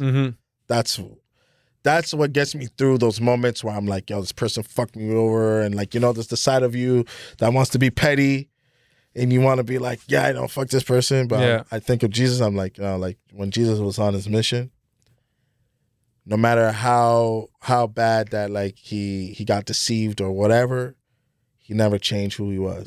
He stayed the same person through that journey, you know? He was always authentic to who he real to himself. That's the most important, man. It's so fucking important. People don't even realize. So that's a story that keeps me going through it all, because obviously it's the music industry. You're gonna deal with bullshit. I can only imagine the music industry has to have a lot of egos, a lot of, like, fake personas, I feel like it's a lot of fake. Also, I feel like LA's, like, that's why, like, that's one thing why I've never been to LA, so I cannot say, but when I feel like something is too fake, I don't love it. I can't fuck with it. I just can't, like, same. I'll feel, in a way, I'll feel too, like, disgusted. I'll just be like, you know what, I'm out of here, man. I can't do it, man. I'm sorry. Same here, man. Like, I prefer for everyone to hate me, but I'm staying true to myself. I don't care. I'm staying true to myself. At night, I'm going to sleep like a baby. I don't care. I'm staying true to myself. That's the most important, man. Yes, I'm the same way. Like, if anybody approaches me too much on, like, a sales type vibe, it's not gonna happen. Like, I don't care if you're Michael Jackson. You can be Michael Jackson or Jay-Z. If you come with that sales feel, you know, that's like, No, but I knew you were a real one. The first time I knew, to give context to people, when there was a 50 Cent concert, like we talked about it before the podcast started, you opened for 50 Cent. It was a Blues Fest in 2024, July 6th, 50 Cent's birthday. And then I saw you, right? So I spoke with my friends. I'm like, yo, I'd really love to have this guy. He's from Ottawa. He's a really good R&B rapper. I don't know which considers yourself more, but I'm like, I really love to have this artist on my podcast. And then my friend, like I told you, was like, oh, look, he's right there chilling with his friends in the crowd. And then I was like, let me go see him. In my mind, I was like, maybe he could easily tell me, yo, bro, why are you approaching me? Like, he could have that attitude of like, I just opened 50 Cent. I don't know who you are. You're approaching me. Like, I don't care about you. But when I approached you, you were so nice. You were so like, hey, bro, what's up? Yeah, of course. You were so... You were so happy and so you like had a big smile. You didn't even know who I was. You were like, yeah, sure, thanks, man. I appreciate it a lot. You talked to me for a couple of minutes. And I was like, yo, I don't want to disturb you too much. I left her. Like, yeah, no problem. That's when I saw him like, yo, this guy's really nice. And you just finished one of the biggest things you could have, opening for 50 Cent at Blues Fest. And you were so chill with a guy you had no fucking clue who I was, but you were still so chill with me. That's when I was like, yo, this guy's really nice, man. Because to me, it's like, yo, we're both humans. You know what I mean? Like we all contribute something special to this world, you know, and it's not to dim my light either, you know. I've learned to be grateful for what I bring to the table and understand like what I contribute to this world and life and stuff like that. But at the end of the day, it's like the closer you get to God, the more you understand that's like everyone has their role. Everyone is important in this world. You know, it's like I don't look at someone that's working at McDonald's lesser than me or whatever, because we're all a part of this system. If everybody wanted to be the rapper, the entrepreneur, then this world wouldn't function. Of course, yeah. So it's like we need everyone. Exactly. So for me, it's like, who am I to look down at somebody? Exactly. Yeah. You know, the only time I'll look down at somebody is if like they move weird. They're just like weird individuals that like don't stand on business, you know, and that's like their character. Like they just constantly like, you know, act shady and stuff. Yeah, of course. But I think, you know, it's funny because it's like before people meet me, they have this idea of like perception. Yeah, because I'm a rapper. The perception is you're a rapper. Exactly. You're cool. You know, you have like all these chains, whatever. Like, is he gonna tell me to fuck off? Like, you know what I mean? Like, for sure. Like, and I'm really outgoing. I'm really extroverted. So in my mind, I was like, yo, I'm not that I'm afraid, but I would understand. Like, yo, he doesn't know me. I cold approach him. I would understand if you're like a bit acting shady, but you didn't. You were like 100% cool. But I understand where people can come from. Like, you know, no, I get that. I get that a lot. You know, I get that a lot. And when people actually get to know me, they're like, "Oh, you're cool. You're chill. You're fucking chill." Yeah, because it's like being a rapper is like in my blood. It's not something I'm trying to be. You know, so it's like I don't have to put on an act. Like I'm just me, and just like, being this yourself. is what I love doing. Yeah, and I did it because I loved it, and you know, thanks to God, I ended up seeing success from it. But yeah, it doesn't change who I am. You know what I mean? It's like in my heart, it's like it'll never change. You know, it's just there's certain places that we go or there's certain like shows that we do. Because my team knows my heart, sometimes they're like, yo, you gotta go. You know? Like, we gotta go. Because me and my heart, like, I wanna like take the time to appreciate everyone. Everyone. But they're like, yo, bro, like, they're like, yo, you know, you gotta go now. You know, it's like we'll be here for like 10 hours. You know, because like truly, that's just who I am. You know what I mean? But again, you know, I'm learning balance as, you know, I go. Exactly. It's all about balance. Life is all about balance. Yeah, man. And in all spheres of life. I feel like going to the gym, nutrition, health, education, whatever it may be, I feel like it's all about balance. 100%. That's when you have the happiest life, man, and the most joyful life. Yeah, man. Honestly, like, I think I've been in the best shape that I've been in a while. Like, you just even look at an old video, I'm like, damn, man, I was drinking a lot, eating a lot of steaks, just eating for no reason and stuff like that. For a dopamine hit. Yeah, exactly. And even though at the time I thought I was living my life, it was like, no, I feel so much better now, you know what I mean? Really? And then I feel so much better when I do those things too now. Because I understand balance and I've developed a new relationship with these things. Where exactly. with a lot of these things, whether it's like, you know, drinking or whatever. It was like the idea of wanting to constantly escape, I guess, in a way. Yeah, of course, yeah. And like also the idea of, oh, I didn't have money when I was growing up. So now that I have some money to spend, like, let me do all the things that I always wanted to do, you know? And it's like, again, it's like, there's not that much people from, I guess, from Ottawa that kind of have taken my route. Exactly. You know, not a lot. You know, so it's not New York. It's not Atlanta. It's not. You know what I'm saying? That comes from where I come from. That, you know, lived the life I did, and like, you know, went on the path I went through to kind of be like, yo, okay, now this is what you do. You know, luckily, you know, I have like a couple of friends that like put me onto like investments and stuff like that. But you know, people I grew up with, not really. You know what I mean? These are some people I met later in my life that kind of like coached me into that. Mm-hmm. But like, yeah, like when I was young, there was not really an example of like, you don't just think long term with just with everything, you know. Exactly. What was the second story? I cut you off. You said first one was Jesus. Oh, and Job. The story of Job. What's the story of Job? The story of Job is basically he had his family, and the devil was trying to kind of like test his faith. Okay. So like his kids were dying, losing his animals in his farm, all these things, because he was trying to taste his faith, and basically he never lost his faith during all the bad shit that was happening, and then basically like God gave him double, like gave him a quadruple of everything. Yeah. Like, I don't know if that's word for word what it is, but that's kind paraphrased, of like basically the story. Yeah.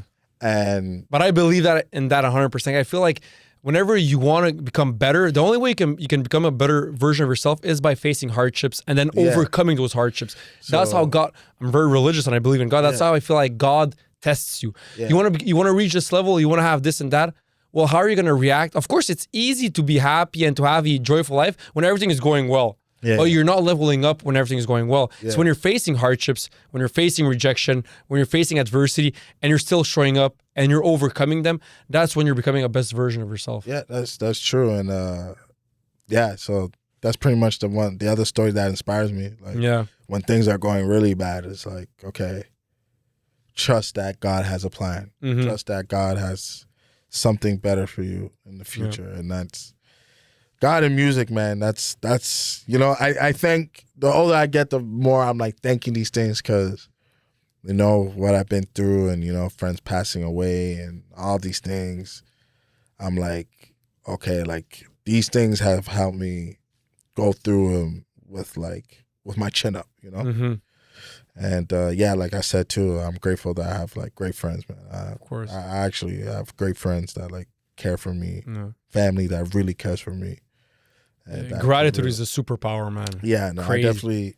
You know, sometimes, you know, like when you're like chasing your dream or whatever, it can feel like a lonely place, and then you know when you have like a few people that turn their back on you and did whatever, you start feeling like, oh, everybody's just like, but it's like, nah, like when I take the time to think about like, yo, like, you know, most of my friends they're picking up the phone when I'm calling and stuff, you know, and they'll listen to me, like, you know, pour my heart out, you know. So, and I understand not everybody has that, and I do have that. So, I'm super grateful for that. Exactly. When I realized, like, I always had when I was younger a bit more problems with gratitude. Right? It was all my parents always used to tell me, always be grateful for what you have.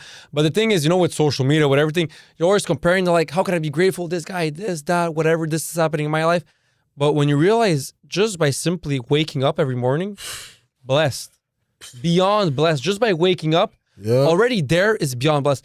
To wake up every single day with no health problems, people think that's normal. That's not necessarily normal. No. That's beyond blessed. And then everyone you care for is healthy. You have a roof over your head. You have food. You have friends. You have a job. There's so many things that we can be grateful for, that if you just took the time to simply, okay, let me think about everything that I could be grateful about, then you remind yourself, you're going to be way happier in your life, way more grateful, and you're just going to move with a different vibe and a different energy throughout life, and life is just going to be better quality, happier. You're gonna see more opportunities. You're gonna have like more energy to go out there and chase your dreams. It's just like it's a domino effect. It's just better and better and better. But it all starts with gratitude. Like I said, from now on, like whatever happened in my past, whenever I wake up and I'm like, just the fact that I'm healthy, that I can walk. I saw like many cases, people my age in a wheelchair. I'm like, imagine just that. Like that's just the fact that I can walk is, knock on wood, thank you, God. I should every single day we should be on the streets thanking God. Just the fact that you're born, you're waking up healthy, and then everything else beyond blessed, man. But I think it goes back to people not, when they have everything, they don't know what to value. You know, they don't know what to value, and it's like, for me, it's like the moments let's say I get sick or I like injured myself. That's the moment I'm just like, damn. Like, imagine if I felt like this every day. That would fucking suck. You know when you get a little cough, just even that, you're just like, fuck, bro. Yeah. When your nose gets stuck and you're like, life was so good when I could breathe normally. Yeah, man. Yeah, man. I remember one story I'll always remember my entire life. I used to work as a bartender Mardi Gras in Gatineau. Okay. And I remember there was one day before my shift. My shift started like 9. That day, I don't know why, I just felt bad. I felt down. I wasn't in a good mood. I was complaining all day long. And then I went to my shift, of course, in a bad headspace and just feeling down. And then that night, there was like a community of people who are either blind, deaf, in a wheelchair. They just wanted to have like a night out together. Wow. And then I met a guy, tall, good looking, really nice personality, really cool person. And then I started talking with him, and he's blind. I mean, partially blind, because whenever he would pay his drinks, he would take a $20 bill, and then he would put it really close to his eye. Okay, it's 20, but like he couldn't see after that. So he really put a $20 bill like really close to his eye. Oh, it's 20, here you go. Then I started talking with him, and then before he left, I said, oh, can you call me a taxi? I'm like, yeah, of course, no problem. So I started talking with him. I'm like, how old are you? He's like 23. At that time, I was also 23. Wow. And I was like, all this day, the entire day, I was bitching, moaning, complaining, being ungrateful. And then there's this guy who's my age. He was 20 times happier than what I was, and he's blind. I'm like, just the fact that we're the same age, and just the fact that I'm not blind, just that should, like, I felt like a bitch that day, man. Just for complaining when people like who are my age have it way harder. I was like, yo, let me stop all this complaining. And that was like a reality check. That was like a slap to my face. Like, God wanted to show me, like, yo, Andre, look, you're complaining, but look how other people have it, man. That's when I was like, yo, damn, man. We definitely got it too good. That's why we find time to complain, because we got it good. Exactly. We got it really good. Yeah, exactly. If you know what I mean, like if people were in the like position that your parents were in, like the war, like where do you have time to complain? Oh, bro, it's all about survival. Exactly. You don't got time to complain about, of course, not having hot water. Exactly, yeah. Or not having Harmon's steak. Exactly, yeah. you know, you can't complain about these things, and you know we're all a victim of that. You know, like, but you know, like now I catch myself like anytime, like, oh man, things are crazy. My phone's all these requests. I'm just like, hold on. You dream to have this life. You literally wake up when you could, if you want to, you could wake up whenever you want. You're doing what you love. You're connecting with community and stuff like that. Like, you're healthy. You know, and it's like, and honestly, even getting healthier made me realize too. It's just like, you know, it's like, I don't know, the more healthier you are, I find, the more you appreciate those little things. Of course. Did you start hitting the gym, or what did you start doing more?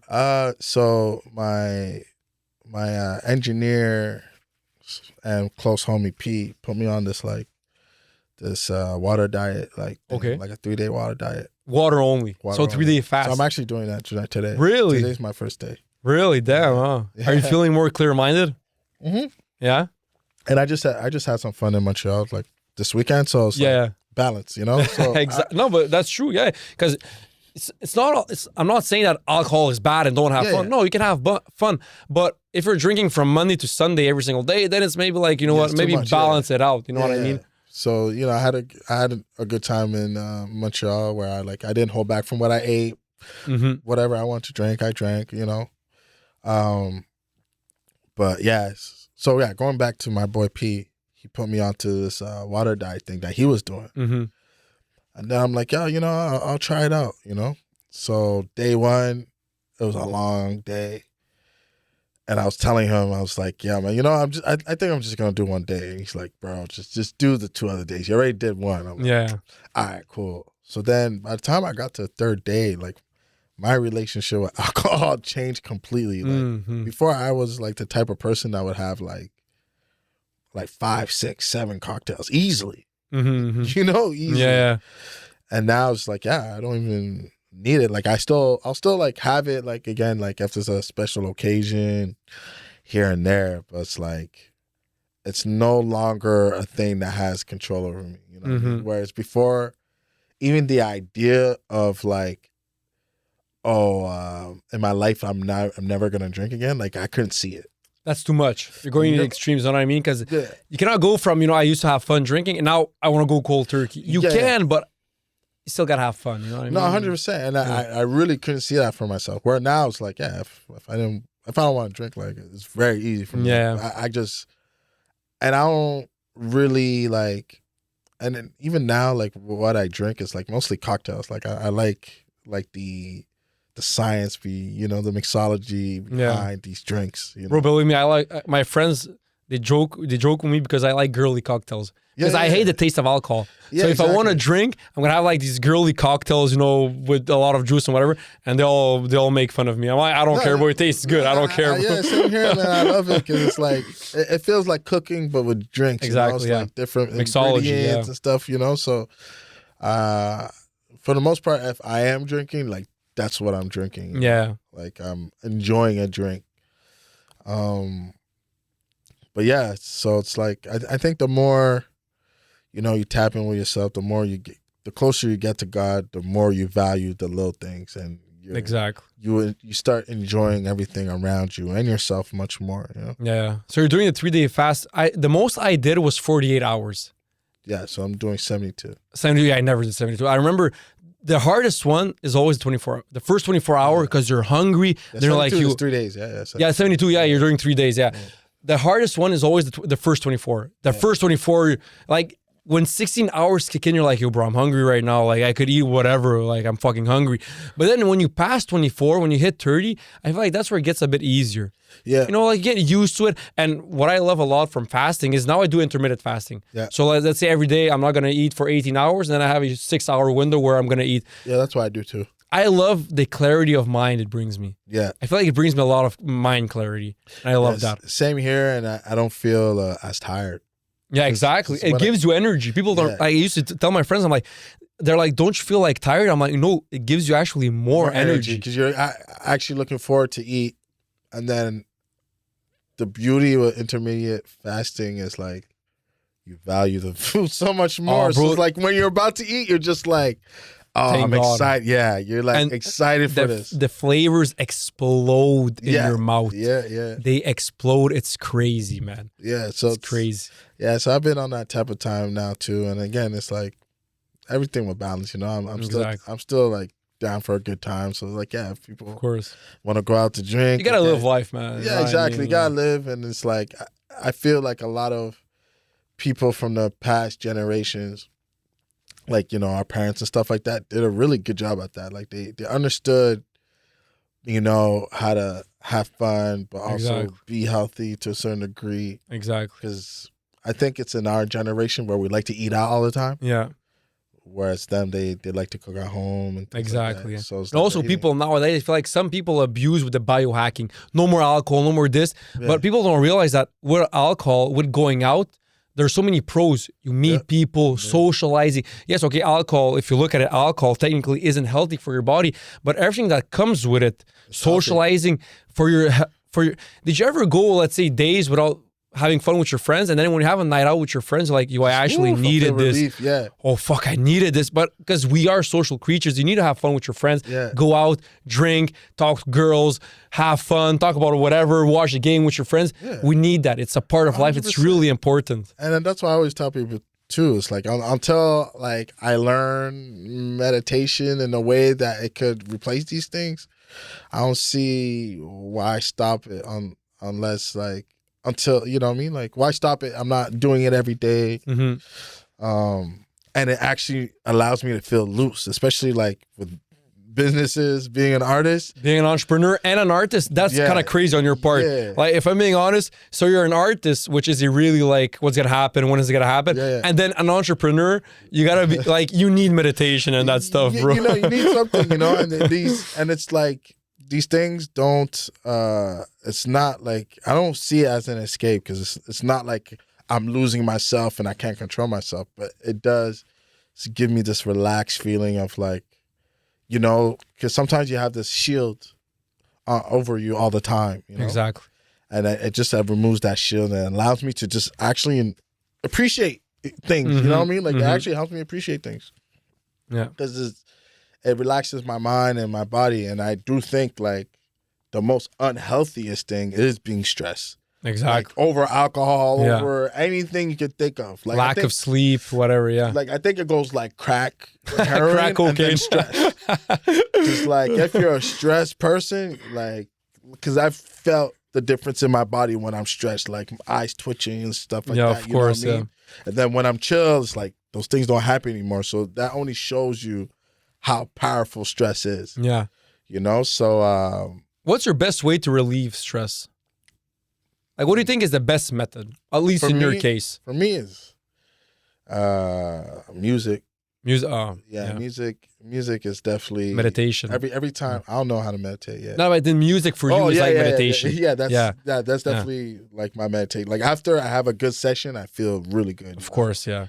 And then like having wine or whatever, like usually helps with, like, you know, stress and stuff like that. But again, I don't do it in a way where I'm completely drunk. It's just more of like, you know, a couple glasses. The taste, yeah. Yeah, just, you know, chill, feel relax, good, yeah, of course, and yeah. then you're smiling, and I feel like that's good for you, you know. Of course, yeah. As long as you don't do that every day, and it's like during the week, I keep it pretty like strict, you know, just straight water, you know, like a meal, like I try to just do a very solid meal a day, and then if there's a day that I want to add an extra, you know, eat something, like it's like, I do my best to be strict, but I'm not overly strict. Exactly, yeah. Like, again, I do my best to, like, live, you know, so. Exactly, you have to.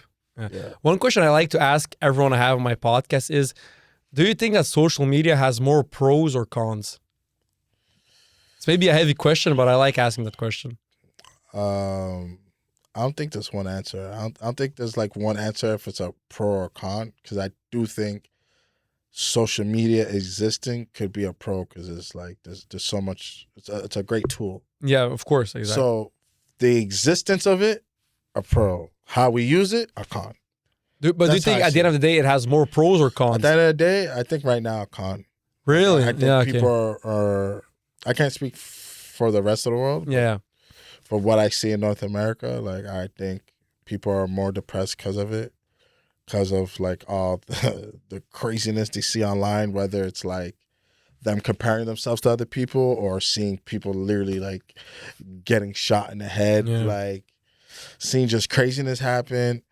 The idea of, like, numbers is the only thing that gives you value, you know. Yeah, of course, yeah. Likes, clicks, views, all that whatever, stuff. yeah. The idea that people are just addicted to it, you know, like, even myself, like, I'll find myself, like, because sometimes I'll like delete the app and then just download it again when I need to use it. Yeah. But, like, even the idea that, like, like, I'm like going through my screen, like, scrolling to try to find the app, and then I notice, oh shit, I deleted it. Like, even the fact that I'm doing that is crazy. Exactly, yeah. It's an addiction, man. Most people don't realize, but social media and your phone, like, for me, I know, like, I can be honest, social media has been like an addiction, especially since I have my podcast. Like it or not, I like scrolling so I can find new topics. This podcaster said that. Okay, maybe I can. What do I think about it? Who can I bring this? So, but sometimes I'm like, yo, bro, I just gotta put my phone down. Like, it goes crazy in your mind sometimes, man. So what I did this weekend, it's like, I wasn't on my phone that much, you know, like. Yeah, it feels good, man. And it's like a reset. It felt amazing. Like, honestly, the times I've, like, the moments in my life that I really enjoyed is when I'm not on my phone that much, and and it's a real, like, connection with people, real moments. You know, it's like one of my favorite times was when I was in New York. I just went to New York on my ones, and I went to like a bar, Yeah. and I sat at the bar Yeah. and got drinks, and I just started talking to whoever, you know Yeah. what I mean? And like, it's a night I'm always gonna remember because I'm like, hey, I'm going into the unknown, and there's no one I'm gonna call here, Mm-hmm. and I'm just gonna vibe and just enjoy whatever comes my way, you know? Exactly. Yeah. And I think, you know, I'm really pushing myself to get back to that, like get back to just living, immersing myself in life, like life for real. Exactly. I feel like humans were really quick to adapt because I remember what I started doing is I love movies. I've always loved movies. But whenever I watch a movie at home and I have my phone next to me, forget about it. I'm not It's watching hard. the movie. Yeah. But what I do is, since I really love movies and I really want to watch a movie, I leave my phone upstairs. Let's say my living room is more like downstairs, and I leave it in my room upstairs. I just watch the movie, and I'm capable of having that long-term attention span and actually being concentrated in the movie because my phone isn't right next to me. I'm not looking at it by reflex. Sometimes it's a reflex. Like I'm watching a movie, and I'm just like, what's happening on Instagram? Like no reason why. I'm just curious what's happening on Instagram. Yeah. But when I leave my phone upstairs and I'm actually watching the movie, it's so much better. It's so much cooler. It's so much funner. I've been trying to put. I was doing that for a bit too. I'm trying to push myself to do that just because, like, yeah, it's real. Like, just having because even hearing that little zzz, my phone's always on silent. It's always on silent. On D&D or some days D&D. D&D, yeah. But I think I'm pushing for D&D at all times. Yeah. Just because, like, I think if anybody is calling me for something very important, just call me twice. You know? Especially being an entrepreneur, yeah. Yeah, it's just too easy. It's just a lot of calls coming in, and you just come. Sometimes I come to realize like I'm no shit. I've been on the phone all day. Yeah, you know. But I think you know, allowing yourself to kind of again immerse yourself in movies and card games, whatever that's like creates that real connection and that real like consumption of art. Yeah, like I'm trying to put my phone away, and I think people should do that. It's just like, yeah, you're always gonna do that reflex right there. Exactly. That's why I love going to the movie theater. Like whenever there's a movie, I ask my dad, like, you want to go to the movie theater? And he's like, yo, the movie's gonna be out in our television. Let's just wait for it. I'm like, but it's not the same. When you go in the movie theater, it's not the same.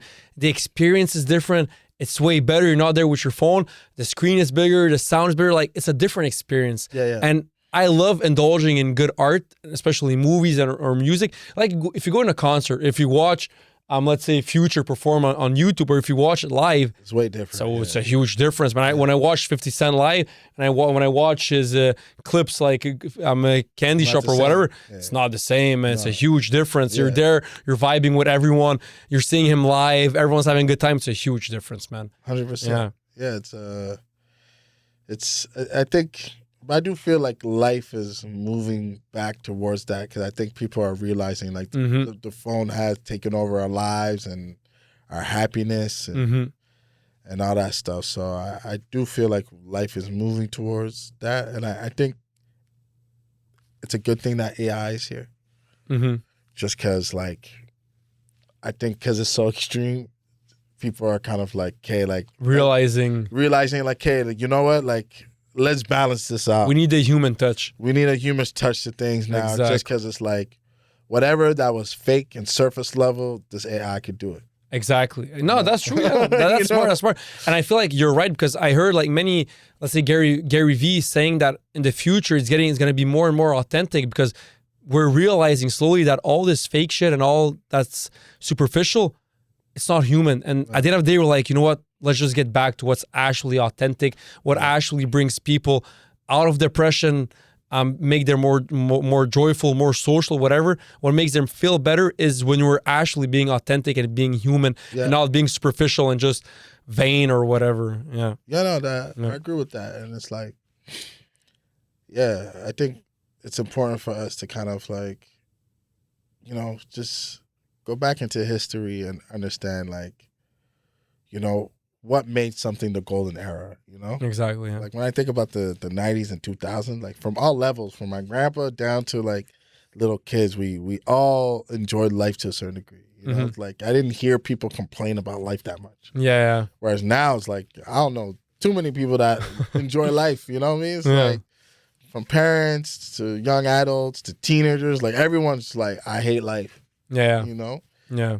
And it's because, like, yeah, like, I think just social media and money became way too much of a forefront. Exactly. Yeah. You know, and again, money's good. You know, like, who doesn't want money? I want money. Yeah. Everybody wants money, but it's like when it gets to the point where it's like that's all you care about. Yeah.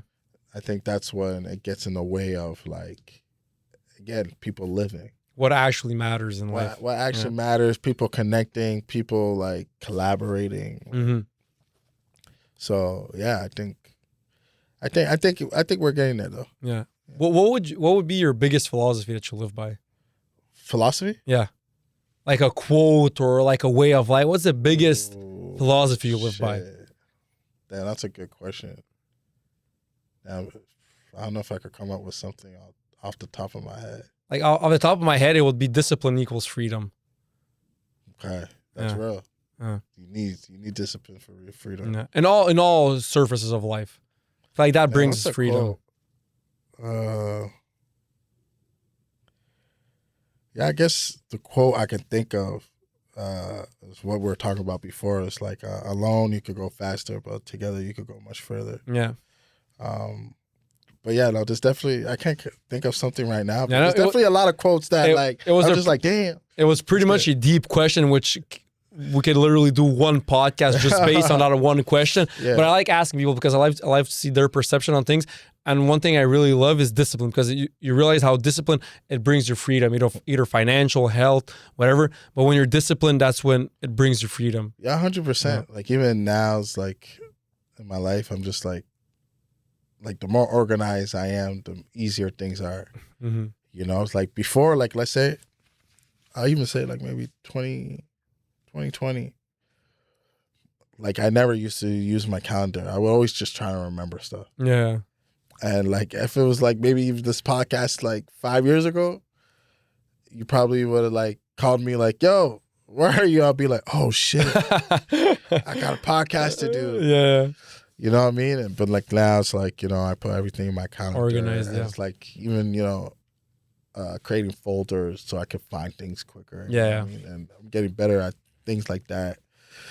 And it's just, you know, again, I have like both side of the brain, like the creative and the business, you know, but I was more on the creative side where I'm just like, oh yeah, we'll figure it out type thing, you know? That's why I asked, because I know that in general, if you look at a top artist and a top businessman, it's two different brains, like set of brains. Completely. So, but you take both and you like mix it together. So that's why I was really curious, like how do you balance it? How do you see it? What are your thoughts on it? And I think it's just with anything, just making the effort to be better every day. Mm-hmm. You know, and it's like whatever I'm weak at, I make an effort to learn and get better at it. Exactly. Yeah. And it's not about the big things, it's about getting better at the little things. Like again, it's like putting things in my calendar instead of being stubborn and be like, no, I want to remember everything. It's like, no, this is something that can help me. Yeah. And then on the creative side, it's like allowing myself to learn from other people, not allowing my status to think that I know everything. Mm-hmm. And allowing to get inspired by artists that came before me and after me, you know? Yeah. And so I think that's how I kind of like stay sharp on both sides. And I think both sides always come back to people and connection. What do people need?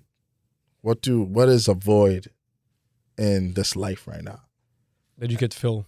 Exactly. And that's usually where it all comes back to every time, with the music and with business. Like everything I've done on both sides all are related to how do I contribute to the growth of other humans. Myself and other humans, you know. Yeah. So I have 3 more questions and then we're gonna wrap it up. Do you watch soccer, football? Not rare occasionally. You know, Haiti qualified for the World Cup. That I know, first time since like 1970. So yeah, all my Haitian friends went crazy. Yeah. So they're gonna play against Brazil. Oh yeah, that's a big game. I'm teasing my friends. I'm like, you guys are gonna get destroyed. But they're like, nah, believe me, we got this shit. The thing is like, even if we lose, we're not gonna be that mad because like you played against Brazil, bro. You know what I mean? Brazil's always been the reason the game is so big because Haitians are a big fan of Brazil. Exactly. Yeah. Like we've always been like big fans. I don't know what the history is behind that. Yeah. But since I was a kid, like every Haitian loved Brazil. Let me keep it simple for you. Everyone who loves soccer, if you love soccer and you tell me you're not a fan of Brazilian football, Brazilian soccer, you're not a soccer fan. They play soccer. They're the best. They're the best. Simple as that. English, I've always said this, the English have invented the sport. Brazils have adopted it and developed it into what it is. That's who Brazilians are. It's like saying, I like American football, but I don't watch NFL. It's like, what do you watch? You know what I mean? Like Americans are the king of that sport. That goes for soccer. Brazil. That's why everyone loves Brazil. The players they produced, they won the most World Cups, and it's just crazy. That's why Haitians, of course, being in the Caribbean, being close and loving that style of football, which most people love, that's why they love Brazil. But I want to ask you, who do you think is going to win the World Cup? I'm going to stick with Haiti, man. Yo, bro. Haiti's winning the World Cup. My friends, if Haiti win, I'm tattooing Haiti somewhere. Because if they manage to win their... I don't want to kill your dreams. They won 4-0 the other day, right? I don't want to kill your dreams. There's probably like 99.9999 chances of it not happening. I don't want to kill your dreams. I'm sorry. I believe in my people. L'union fait la force. And okay, other question is Messi or Ronaldo? Oh, before that question, I want to plug something in real quick. Plug whatever you want. June 13th, we're actually showing the game Haiti versus Scotland at our space. Really? Okay. And at Skate and Play. Skate and Play. That's a rollerblade. The roller skating. Yeah, so okay. We're gonna have like a bunch of people over. Really? Over 200-300 people, and we're gonna have projectors. Are you gonna play Haiti Brazil? So Haiti Brazil, we're playing that too, but inside our restaurant. So, but we have the soccer organizations are part of this. So it's gonna be a vibe. It's gonna be like curated event. So if you're available, pop out. Invite me, bro. I'll be there. Well, I don't know if this is coming out before or after. No, it's gonna before. Before, okay, yeah. So yeah, pull up. It's gonna be fire, man. Yeah, I'm gonna pull up with my friends, bro. Yeah, pull up. Yeah. There is a price to it. It's $30, but you get food. It comes with food. And the vibe and the experience and everything. Yeah, yeah, exactly. Nothing's free in this world. Yeah. You guys got to survive, right? Yeah, exactly. But second question, definitely Messi, man. Yo, thank you, bro. He's just way more versatile. Bro, he's perfect, bro. As a player, man. He's so good. He's like amazing to watch. And you're just like, man, to see someone do that much with their feet, it's just like, how? Like, how did you practice this? It's crazy, bro. It's what Messi does, man. Is just I spoke about it so much on my podcast, and I ask every guest. Some guests they don't even know. They're like, "Well, I ask everyone. I don't care." And like when someone says Messi, is he the best of all time? Oh, he's the best of all time, the greatest of all time. Because before it was Pele, right? That people said Pele was there, pure talent, pure skills. It's either Messi, Maradona, or Ronaldinho. Okay, those three, when it comes to purely playing abilities. Like really other level. But the thing is with Messi, longevity. Ronaldinho, he was king of the world 2-3 years. But when he was he always struggled in the World Cup, I thought. Exactly. When he was at his prime, he was phenomenal. Like holy fucking shit. The tricks and everything. Like in my opinion, Ronaldinho is the perfect player. When it comes to height, speed, body size, everything. Swag, he's perfect. Ronaldinho is perfect. But he loved drinking. He loved partying. He loved women. He didn't practice. So that's why Messi's above him because of longevity and he accomplished way more. Maradona is the same. Maradona has the same skill level and talent as Ronaldinho or Messi, but he loved cocaine. He loved to party. He had a short career and he didn't accomplish as much as Messi. Messi is perfect definition of having the most talent and being the most disciplined. So it's like Ronaldinho could have had the same. Pele thing with Pele is Pele grew up in a really early 60s, 70s. Football wasn't as big then as it is now. Maradona was in the 80s and 90s. That's a bit different. Ronaldinho, of course, you know Ronaldinho. Growing up, you heard Ronaldinho, that's for sure. And then Messi. So that's why when it comes to purely playing abilities, Messi, Ronaldinho, Maradona, and even Pele, they're here. It's like no one compares with them. But since Messi had the discipline, he didn't go out drinking, partying, whatever. He was really disciplined and he did whatever he had to do and everything he accomplished. That's why he's the GOAT. Yeah, he has crazy accomplishments. He just needed that World Cup last time and then he's cemented. He completed football, bro. He completed football. Yeah. I think now he's just probably playing to get more accomplishments. But and he loves the game, bro. Yeah, exactly. When you love something, it's hard to walk away from. Exactly, bro. When you're truly passionate. And last question. $500,000. No, let me redo it. $100,000 or dinner with Jay-Z?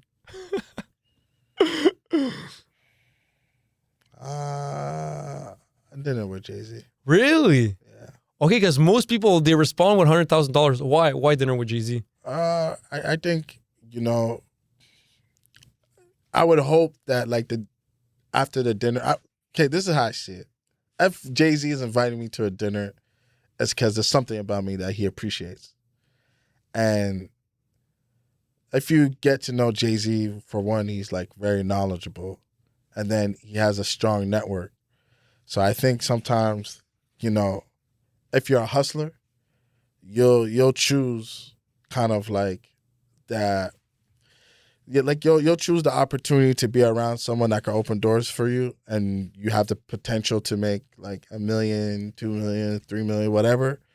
Than just 100,000. It's like, yeah, 100,000 will be good for the year, but like it's gonna run out eventually. Where with Jay-Z, that's someone you could have access to for the rest of your life. Yeah, and like be able to kind of like have to support you through your other ventures. Yeah, and the network he can bring you is crazy, bro. Yeah, Jay-Z, exactly. man. It's like a lot of people when they think of that question, they're thinking like, oh, like Jay-Z's not gonna save my life that night. Yeah. So fuck him. Yeah. Whatever. But it's like more of like, yo, long term. I think long term. I think so. But who knows? If let's say I was like super broke and like feeling it, couldn't pay my bills, couldn't afford food, and like Jay-Z's like, you want to meet with me or whatever. Yeah. Maybe it could change. But I think the idea of like building long-term relationships will always be something that's like fruitful and beneficial if you're somebody that's knows how to create their own opportunities. Yeah. Well, actually, one last question. I'm really curious because I heard recently, I saw many reports and like journalists or just media outlets saying that rap in a way is dying. What are your thoughts on that? Well, it died before Drake came back. Clip it. Yeah. I think it was hurting for a bit in terms of mainstream. Okay. In terms of like mainstream rap, things being on the charts and Billboard. I think rap was affected by the battle in that way. 'Cause it's just with everything. When something's just at its peak, the only way for it to go is down. Yeah, that's true. Yeah. It was at its height. Drake and Kendrick, like the battle that people been waiting for, like number 1 and 2. Going head to head.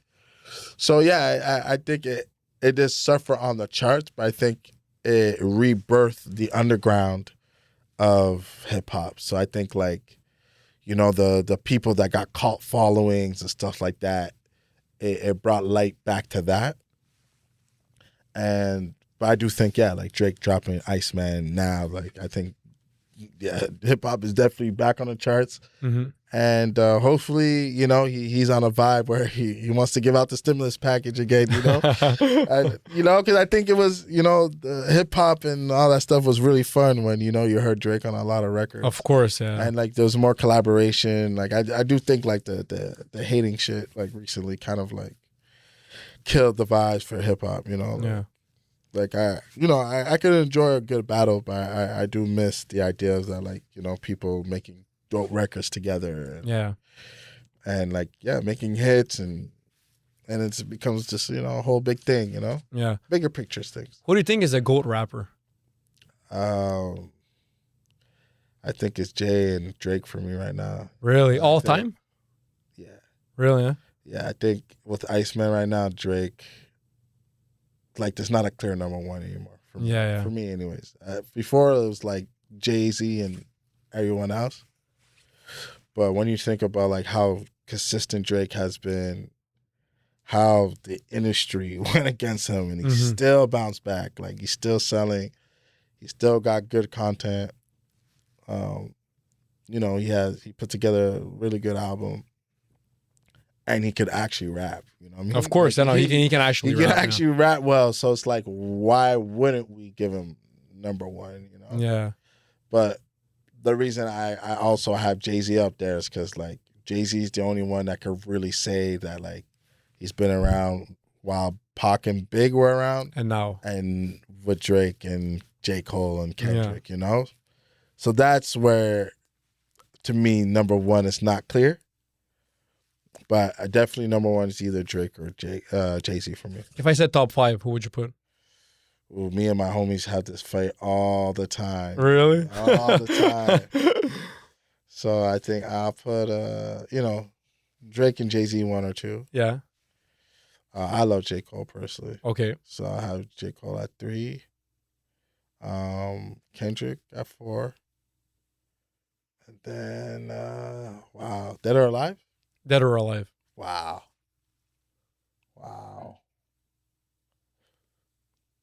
Okay, after 3 is kind of tough. It's kind of tough. I think I'll go Cole, Kendrick, and Big. Really? Over Pac? They can switch sometimes. Yeah. But like... Because personally, I prefer Pac. Because I listen to both of their music, I prefer Pac's music a bit more. Yeah, I think... Yeah, Pac definitely had more like... raw. Emotional... It was more raw and... More raw, emotional. Like, Biggie was more like, I'm going to give you bars. Exactly. It wasn't that much like... Like, I want you to feel my pain, yeah. Yeah, feel my pain. It's more of like, I'm going to show you how good I am at rapping, you know? Mm-hmm. And he was really damn good, you know? And I think Big did a good job at, like, educating people about the streets. Mm-hmm. But, like, Tupac had much more, like, sentimental moments. Exactly, yeah. More, like, Dear Mama and stuff like that. Of course, yeah. So I think they can interchange. They're interchange, yeah. Well, I appreciate it. How about you, though? Well, top 5? By like what I prefer, who I prefer? Yeah. I couldn't put it in order. Lil Wayne is there. I fucking love Lil Wayne. I when I started listening to rap, like 2009, I was like 8 or 9 years old. Yeah. Lil Wayne was the first guy. Yeah. There's no he collabed a lot with Eminem and 50 Cent. Like I fucking loved Lil Wayne. So Lil Wayne would be my top 5. I would have Lil Wayne, of course, Jay-Z. Drake has to be there. Yeah. Of course, it's Drake. I think I would put M. Damn. And It's not even in my top 10. Really? You're not putting M in top 10? Nah. Why? Or if he's top 10, he's like 10. Really? I put Pusha T before Eminem? I do. Really? Our group chat fights about this all the time. Really? I am the one man out of the one man out. But really, you don't. It's not that I don't like him. Like I like his old stuff. Like old stuff, of course. I like everything before. Let's say Eminem Show, Marshall Mathers LP. Yeah, those 2 albums, like he had a really bang. Like those 2 are the best. That's why for me he can't be top 10. Like he didn't give us that long enough for me. Okay, yeah. Whereas Pusha T has been giving us like quality music for almost 20 years now. Yeah. And I think the only reason people don't put him in the top 10 is because like he doesn't say it himself. Okay, yeah. You know, like Lil Wayne, he was like, I'm the best rapper alive. Yeah. This is the best retired. So it's like, okay, yeah, maybe Lil Wayne is the best rapper. Yeah. And Pusha T hasn't done that yet. You think that's why? It has an impact? I think so, because it's like people don't even think of it. Because he's been such a like someone that is very much like he really does music for his cult following. Mm-hmm. You know, so it's like when people think of his career, they don't think about like how long he's been doing it. Like, you know, him and Drake battled. Like, yeah, of course, consensus say he won that battle. Of course he did, yeah. So it's like he has hits. Yeah. So it's like, and then he won a Grammy with his brother like last year. Yeah. So to me, it's like, oh, he has every right to say that he's top 10. Of course, yeah, of all time, you know. No, he has a right. Best rapper of all time, you know. So if M is in the top 10, he's like at 10. Really? I'll put him top 5. I put M top 5. I put him top 5. Like, I guess he's a lyricist. Like, he's no one's gonna take that away from him. Like in terms of like rapping and putting words together, for sure. Yeah. But in terms of making music, like if he gave me more like Stan and Superman, of course, yeah, more of that, and we all know he hasn't been giving us that in a while. everything after 2010, I don't like it. Because I love Recovery. With No Love, with Lil Wayne, everything. I love Recovery. Yeah. And Rap God was good. It's not necessarily my type of beat. It's not my type of beat. But the way he rapped and everything, like you can see that he's really good, but it's not my type of beat. That's why everything after 2010, I don't like Eminem after 2010. Yeah, and I think too is like the shock value used to give back in the day is so normal now. Yeah, of course. But at the time, that was like... It was crazy. Yeah, like, whoa, this guy's talking about Britney Spears like that? Yeah. That's crazy, you know? Yeah. But like now, it's pretty normal. So it's like people are not shocked by what people say anymore because everyone's saying crazy shit now. Exactly, yeah. But you know, if someone puts M top 5, I'm not mad at it. Yeah, no, I understand why. Yeah, he remains one of the greats. But who I would put like my favorite ones, of course, there's Lil Wayne. I love 50. I really love 50. So 50 is going to be there. Pac will be there. Jay will be there. Drake. And I love Future. Future, I feel like he's... Yo, Future, I think honestly... he's keeping his way to top 5, top 10. Future, he's like... Is he 40? Close to being 40, whatever. And still... Every single song I hear from him, either as a feature or as his own song, he bodies that shit, bro. He does. Whenever he features a song, there's some songs... I only listen to his part. Justin Bieber comes on, I skip it. But Future is so fire. Yo, actually, I feel like Future is a bit underrated because I feel like he has every right to be in top 10. Every right. Sure. Even top 5, to be honest. Bro, like, Future... When you think about how consistent he's been. Yo, he's phenomenal, bro. Yo, he's been... Yo, ever since like 2012, he's been phenomenal, bro. Future, everything he puts out, in my opinion, is really fucking good. Like, in my opinion, Future deserves every right to be in top 10. Yeah, I'm not mad at it either. If someone puts Future top 5, top 10, like I get it. Like he's been killing these streets for like Future's phenomenal. Yo, he's good, man. And but yeah, like I said, even Eminem, if you're listening, you are a legend. I respect you. You know, you're a big dog. But just if you're gonna drop another album, I need that Stan. I need that Superman. I'm gonna be. I need that shit. I'm going to be honest, Eminem, everything after 2010, as much as I love and respect you, everything after 2010, man, I don't like it. Yeah. I think he's going to come back stronger. You think so? I think so. I hope so, man, because his old stuff, when he was like Slim Shady, that's good, man. When he raps on the beat and he's like really into it, I like M when he's angry. When he battle raps, when he goes after someone, he's good, man. And I think the vibe I got from the old records, songs too, is like, he was really crafting songs. And maybe it's because maybe Dr. Dre was around more, maybe. Exactly, yeah. Whereas like his latest stuff was really like, let me show you how good I rap, you know? Like just whatever. He would just say whatever. Like it's really hard to repeat whatever he said. I know. Just because it's so fast, you know? But like, yeah, I want him to, because he's such a brilliant lyricist. Exactly, yeah. Like, I want to hear more, like, storytelling, more, like, musicianship and stuff. The prime the prime Slim Shady, blonde hair, talking against his mom. Yeah. That shit was crazy. With a white tee. Today, but people be like, what?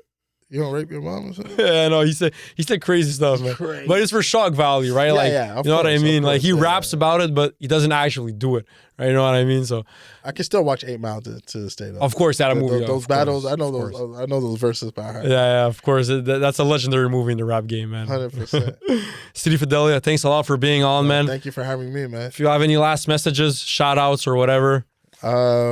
Yeah, man, City Fidelia. I got my albums available on my website right now. We hit the 200 mark. So basically, every time we hit 200 album sales, we're giving $1,000 back to an independent artist. So we're about to do that. We're just figuring out the logistics of how we want to do that, but we're about to do that. Yeah, man. I hope all the artists and media people out there don't give up on your dreams. You know, don't forget why you started and continue to do what you love, man. And I'll leave you guys with that. Appreciate it. Thanks a lot for coming on. If you can dream it, you can do it. Hey. Thanks for listening, guys. Peace out.